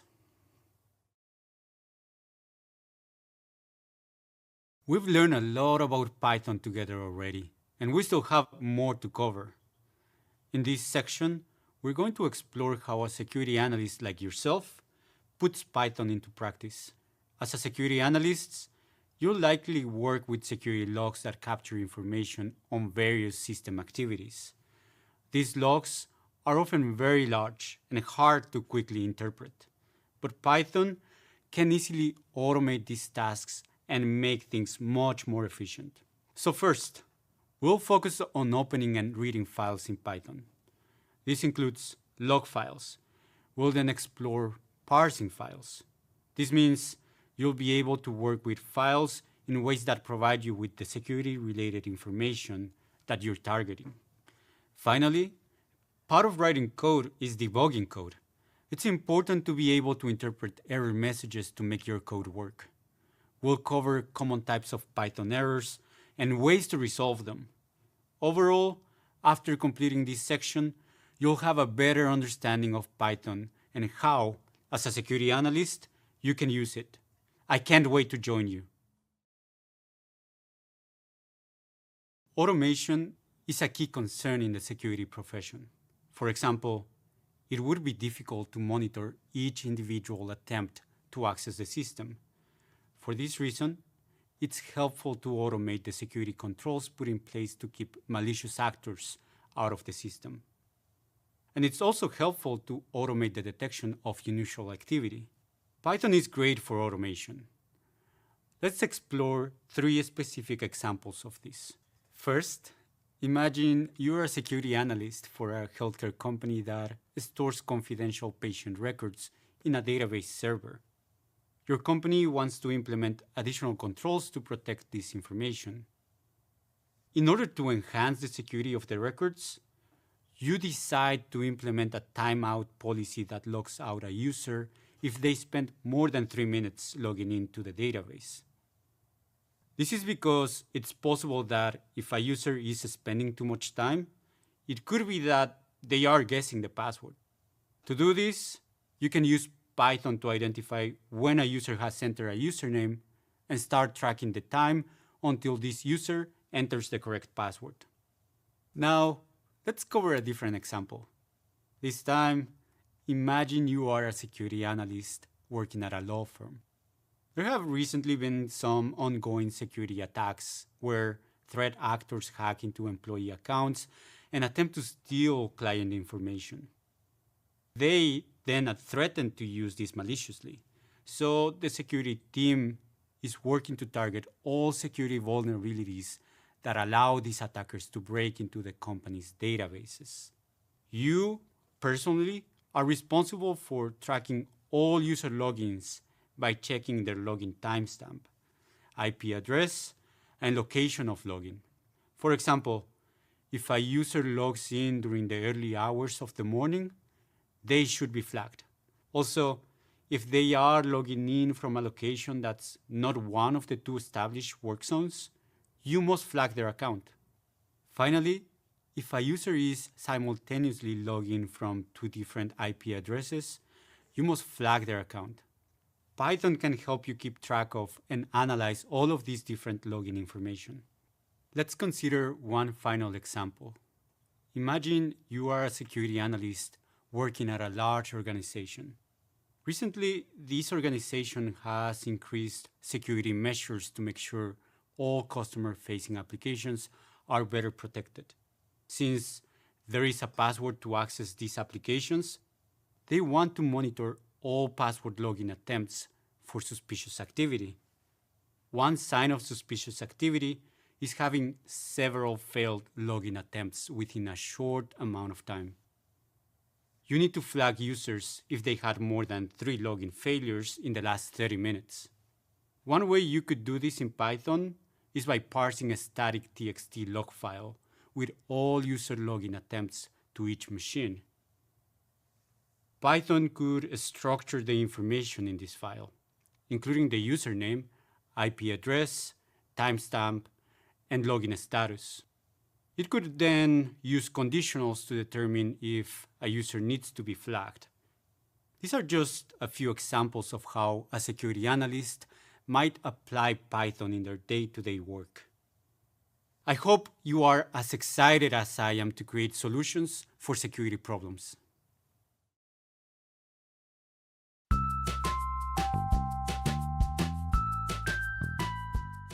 My name is Clancy, and I'm a senior security engineer. My team here at Google is part of an ongoing effort to protect Google's sensitive information, customer data, PII. Every day is different at my job. It allows me to use different skills, knowledge sets, and no day is alike. By trade, I am not an engineer or software engineer at all. I was actually in accounting. Being affected by any type of cybersecurity attack definitely gives you perspective on the opposite side. You get to see how this affects users, how this affects people that were attacked. Had I known when I first started out how big of a field cybersecurity really was, it would have allowed me to explore. Python is a developmental language. I use it very frequently at my role at Google. One of my favorite things about Python is the power of the language. You can use it to create very powerful scripts that you'll use in your day-to-day role. When I first picked up Python, the trickiest part was learning how to say things the Pythonic way. I use various resources online, as well as books, as well as picking up side projects. One of the best things about Python is a very widely used language, and you can find many, many resources online depending on your skill set. Python, as well as any other developmental language, is constantly evolving. Continue to take on projects, continue to stretch your knowledge, and you'll continue to grow. The advice I can give for a person starting to learn Python is make it fun. I think once you find learning a language to be fun, it allows you to be more engaged. Develop a good baseline for what cybersecurity is. Make yourself a little well-rounded in the beginning. And then from there, you can branch out and deep dive into subjects that are interesting to you. When starting out, it can be very tough, and you feel as if you're climbing up a big hill. Persevere, continue to learn, and it'll be a very rewarding experience. Security professionals are often tasked with reviewing log files. But these files may have thousands of entries, so it can be helpful to automate this process. And that's where Python comes in. Let's start by importing a simple text file that just contains a few words and then storing it as a string in Python. All we need is the text file, its location, and the right Python keywords. We're going to start by typing a with statement. The keyword with handles errors and manages external resources. When using with, Python knows to automatically release resources that would otherwise keep our system busy until the program finishes running. It's often used in file handling to automatically close a file after reading it.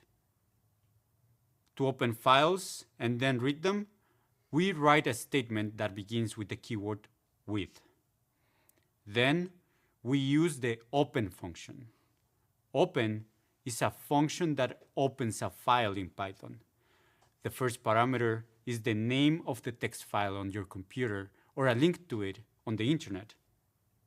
Depending on the Python environment, you might also need to include a path to this file. Remember to include the .txt extension in the file name. Now, let's discuss the second parameter. This parameter in the open function tells Python what we want to do with the file. In our case, we want to read a file, so we use the letter R between quotation marks. If we wanted to write to a file, we would replace this R with a W, but here we're focusing on reading. Finally, file is a variable that contains the file information as long as we're inside the with statement. Like with other types of statements, we end our with statement with a colon. The code that comes after the colon will tell Python what to do with the content of the file. Let's go into Python and use what we learned. We're ready to open a text file in Python. Now, we'll type our with statement.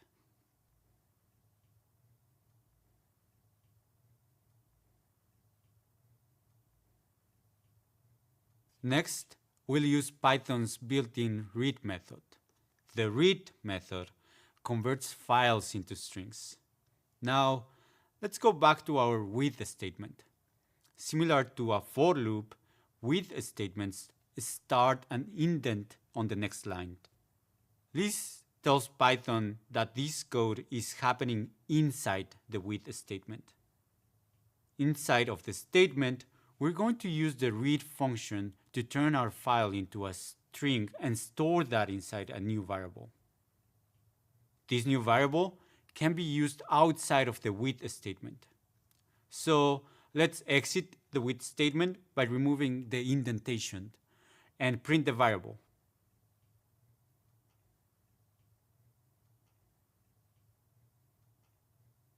Perfect. The string from the text prints out.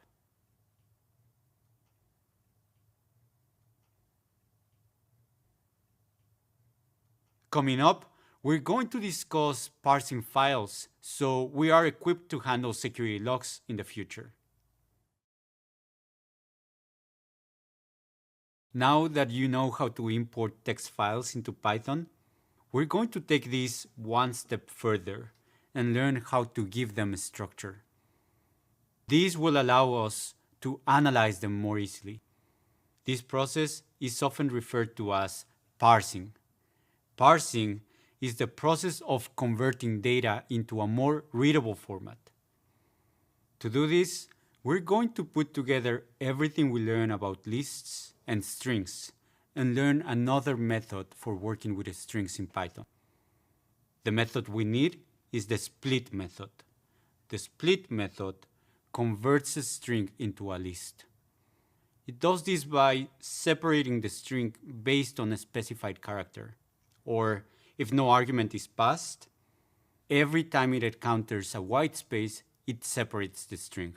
So a split would convert the string we are learning about parsing into this list. We are using the split method to separate the strings into smaller chunks that we can analyze more easily than one big block of text. In this video, we'll work with an example of a security log where every line represents a new data point. Store these points in a list. We want to separate the text based on the new line. Python considers a new line to be a type of white space, so we can use the split method without passing an argument. We'll start with our code from the previous video. Remember, we use this code to open a file and then read it into a string. Now, let's split that string into a list using the split method and then print the output. After we run it, Python outputs a list of usernames instead of one big string of them. If we want to save this list, we would need to assign it to another variable. For example, we can call the variable usernames, and then we run it again. And now this list can be reused in other code. Congratulations! You just learned the basics of parsing a text file in Python. In the next videos, we're going to be exploring techniques that help us work more in depth with data in Python. We're now going to bring all of the pieces together to import a file, parse it, and implement a simple algorithm to help us detect suspicious login attempts. In this video, we want to create a program that runs every time a new user logs in and checks if that user has had 3 or more failed login attempts. First, let's discuss the structure of our inputs to build a strategy to develop our program. We have a log file stored in a txt format that contains one username per line. Each username represents a failed login attempt. So when a user logs in, we want our program to check for their username and count how many times that username is in our log file. If that username is repeated 3 or more times, the program returns an alert. We'll start with code that imports the file of login attempts, splits it, and it stores it into a variable named usernames. Let's try printing the variable usernames to check for its contents. We'll run this. Perfect. This is exactly what we expected. The variable usernames is ready to be used in our algorithm. Now, let's develop a strategy for counting username occurrences in a list. We'll start with the first 8 elements of the usernames list. We notice that there are 2 occurrences of the username ERAAB in the list. But how would we tell Python to count this? We'll implement a for loop that iterates through every element. Let's represent the loop variable with an arrow. We also define a counter variable that starts at 0. So our for loop starts at the username ELARSON. At every element, Python asks, is this element equal to the string ERAAB? If the answer is yes, the counter goes up by 1. If it isn't, then the counter stays the same. Since ELARSON is not the same as ERAAB, the counter remains 0. Then we move on to the next element. We encounter our first occurrence of ERAAB. At this point, the counter increases by 1. As we move to the next element, we find another occurrence of ERAAB. So we increase our counter by 1 again. That means that our counter is now at 2. We would continue this process for the rest of the list. Now that we know the solution, let's talk about how to implement it in Python. Solving the problem in Python will involve a for loop, a counter variable, and an if statement. Let's get back into our code. We'll create a function that counts a user's failed login attempts. First, let's define our function. We'll call it login check. It takes 2 parameters. The first is called login list. These will be used for the list of failed login attempts. The second is called current user. These will be used for the user who logs in. Inside of this function, we start by defining the counter variable and set its value to 0. Now, we start the for loop. We'll use I as our loop variable and iterate through the login list. In other words, as the loop iterates, it would run through all the failed login attempts in the list. Directly inside of the for loop, we start the if statement. The if statement checks if our loop variable is equal to the current user we're searching for. If this condition is true, we want to add 1 to the counter. We're almost done with our algorithm. Now, we just need the final if-else statement to print the alert. If the counter adds up to 3 or more, we need to tell the user that their account is locked, so they can't log in. We'll also type an else statement for users who can log in. Our algorithm is complete. Let's try out our new function on an example username. We can pull out a few of the usernames in the list and try our function on them. Let's use the first name in the list. Let's run the code. According to our code, this user can log in. They have fewer than 3 failed login attempts. Now, let's go back to our user ERAAB. Remember, they had 2 entries in the list of the first 8 names in our failed login attempts. Do you think they'll be able to log in? When we run, we get an account locked message. This means they had 3 or more failed login attempts. Excellent work. You just developed your first security algorithm involving a log. As you grow in your skills, you learn how to make this algorithm more efficient. But this solution works well for now. In this video, we recapped everything we learned so far, from list operations to algorithm development, all the way to file parsing. We did this while building an algorithm we can apply in a security context.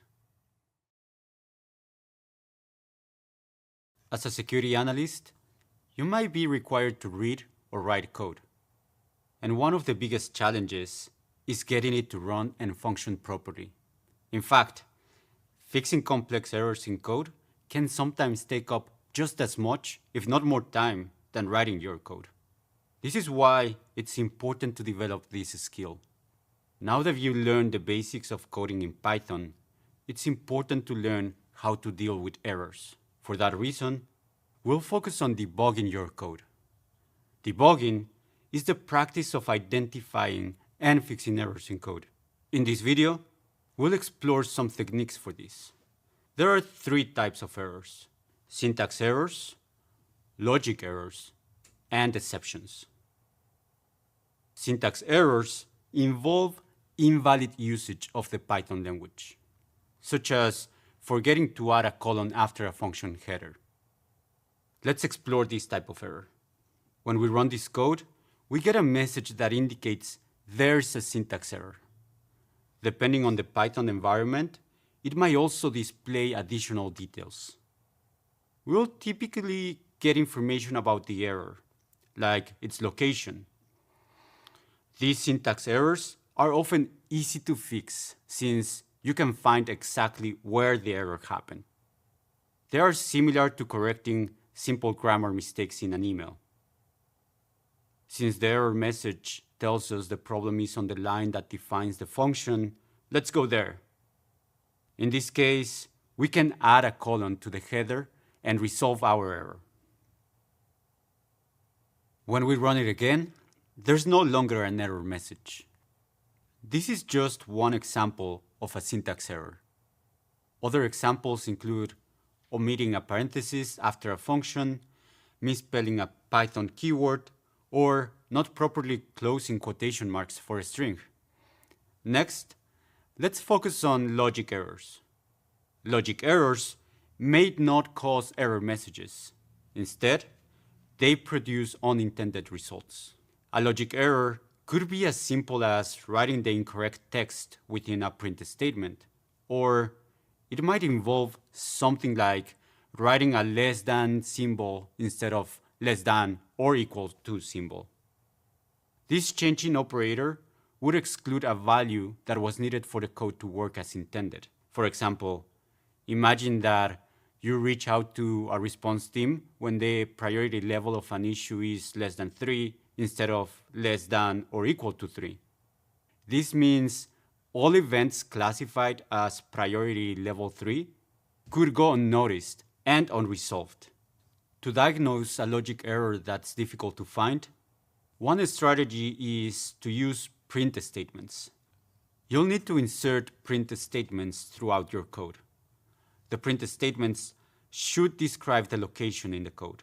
For example, print line 20 or print line 55 inside the conditional. The idea is to use these print statements to identify which sections of the code are functioning properly. When a print statement doesn't print as expected, this helps you identify sections of the code with problems. Another option for identifying logic errors is to use a debugger. A debugger will let you insert breakpoints into your code. Breakpoints allow you to segment your code into sections and run just one portion at a time. Just like with the print statements, running these sections independently can help isolate problems in the code. Okay, let's move on to our last type of error, an exception. Exceptions happen when the program doesn't know how to execute code, even though there are no problems with the syntax. Exceptions occur for a variety of reasons. For example, they can happen when something is mathematically impossible, like asking the code to divide something by 0. Exceptions might also happen when you ask Python to access index values that don't exist, or when Python doesn't recognize variable or function names. Exceptions also may occur when you use an incorrect data type. Let's demonstrate an exception. Let's say you have a variable called myString that contains the word security. Since this string has 8 characters, we can successfully print any index less than 8. Index 0 contains S.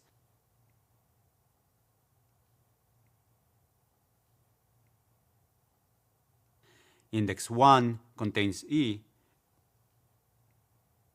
And index 2 contains C.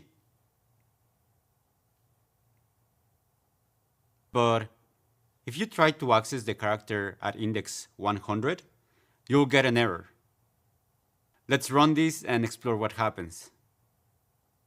After it successfully prints the first 3 statements, we get an error message. String index out of range. For exception errors, you can also make use of debuggers and print statements to figure out the potential source of error. Errors and exceptions can be expected when working in Python. The important thing is to know how to deal with them. Hopefully, this video provided some valuable insight about debugging code. This will help ensure that the code that you write is functional. Let's say our coworkers need some help getting their code to work, and we offer to debug their code to make sure it runs smoothly. First, we need to know about the purpose of the code. In this case, the purpose of the code is to parse a single line from a log file and return it. The log file we're using tracks potential issues with software applications. Each line in the log contains the HTTP response status codes, the date, the time, and the application name. When writing this code, our coworkers consider whether all the status codes needed to be parsed. Since 200 signals a successful event, they concluded that lines with this status code shouldn't be parsed. Instead, Python should return a message indicating that parsing wasn't needed. To start the debugging process, let's first run the code to identify what errors appear. Our first error is a syntax error. The error message also tells us the syntax error occurs in a line that defines a function. So let's scroll to that part of the code. As you might recall, these function headers should end with a colon. Let's go ahead and add that to the code. Now the syntax error should go away. So let's run the code again. So now our syntax error is gone, which is good news. But we have another error, a name error. Name error is actually a type of exception, meaning we've written valid syntax, but Python can't process the statement. According to the error, the interpreter doesn't understand the variable application name at the point where it's being added to the parsed line list. Let's examine that section of code. This error means we haven't assigned the variable name properly. So now, let's go back to where it was first assigned and determine what happened. We find that this variable is misspelled. There should be 2 P's in application name, not 1. Let's correct the spelling. Now that we fix it, it should work. So let's run the code. Great. We fixed an error and an exception. And we no longer have any error messages. But this doesn't mean our debugging work is done. Let's make sure the logic of the program works as intended by examining the output. Our output is a parse line. In most cases, this would be what we wanted. But as you might recall, if the status code is 200, our code shouldn't parse the line. Instead, it should print a message that no parsing is needed. And when we call it with a status code of 200, there was a logic error because this message wasn't displayed. So let's go back to the conditional we used to handle a status code of 200 and investigate. To find the source of the issue, let's add print statements. In our print statements, we'll include the line number and a description of the location. We'll add one print statement before the line of code containing return parsed list. We'll add another above the if statement that checks for the 200 status code to determine if it reaches the if statement. And we'll add one more print statement inside the if statement to determine whether the program even enters it. Now, let's run the code and review what gets printed. Only the first print statement printed something. The other 2 print statements after this didn't print. This means the program didn't even enter the if statement. The problem occurred somewhere before the line that returns the parse line variable. Let's investigate. When Python encounters the first return statement, which sends back the parse list, it exits the function. In other words, it returns the list before it even checks for a status code value of 200. To fix this, we must move the if statement checking for the status code somewhere before returns parse line. Let's first delete our print statements. This makes the program more efficient because it doesn't run any unneeded lines of code. Now, let's move the if statement. We'll place it right after the line of code that involves parsing the status code from the line. Let's run our code and confirm that this fixed our issue. Yes, it printed successful event, no parsing needed. Great work, we fixed this logic error. I enjoyed debugging this code with you. I hope this video strengthened your understanding of some helpful debugging strategies and gave you an idea of some errors you might encounter. Great work in this section. We focused on a few new topics that will help you put Python into practice in the security profession. First, we explored opening and reading files in Python. Security analysts work with a lot of log files, so the ability to do this is essential. Next, we covered parsing files.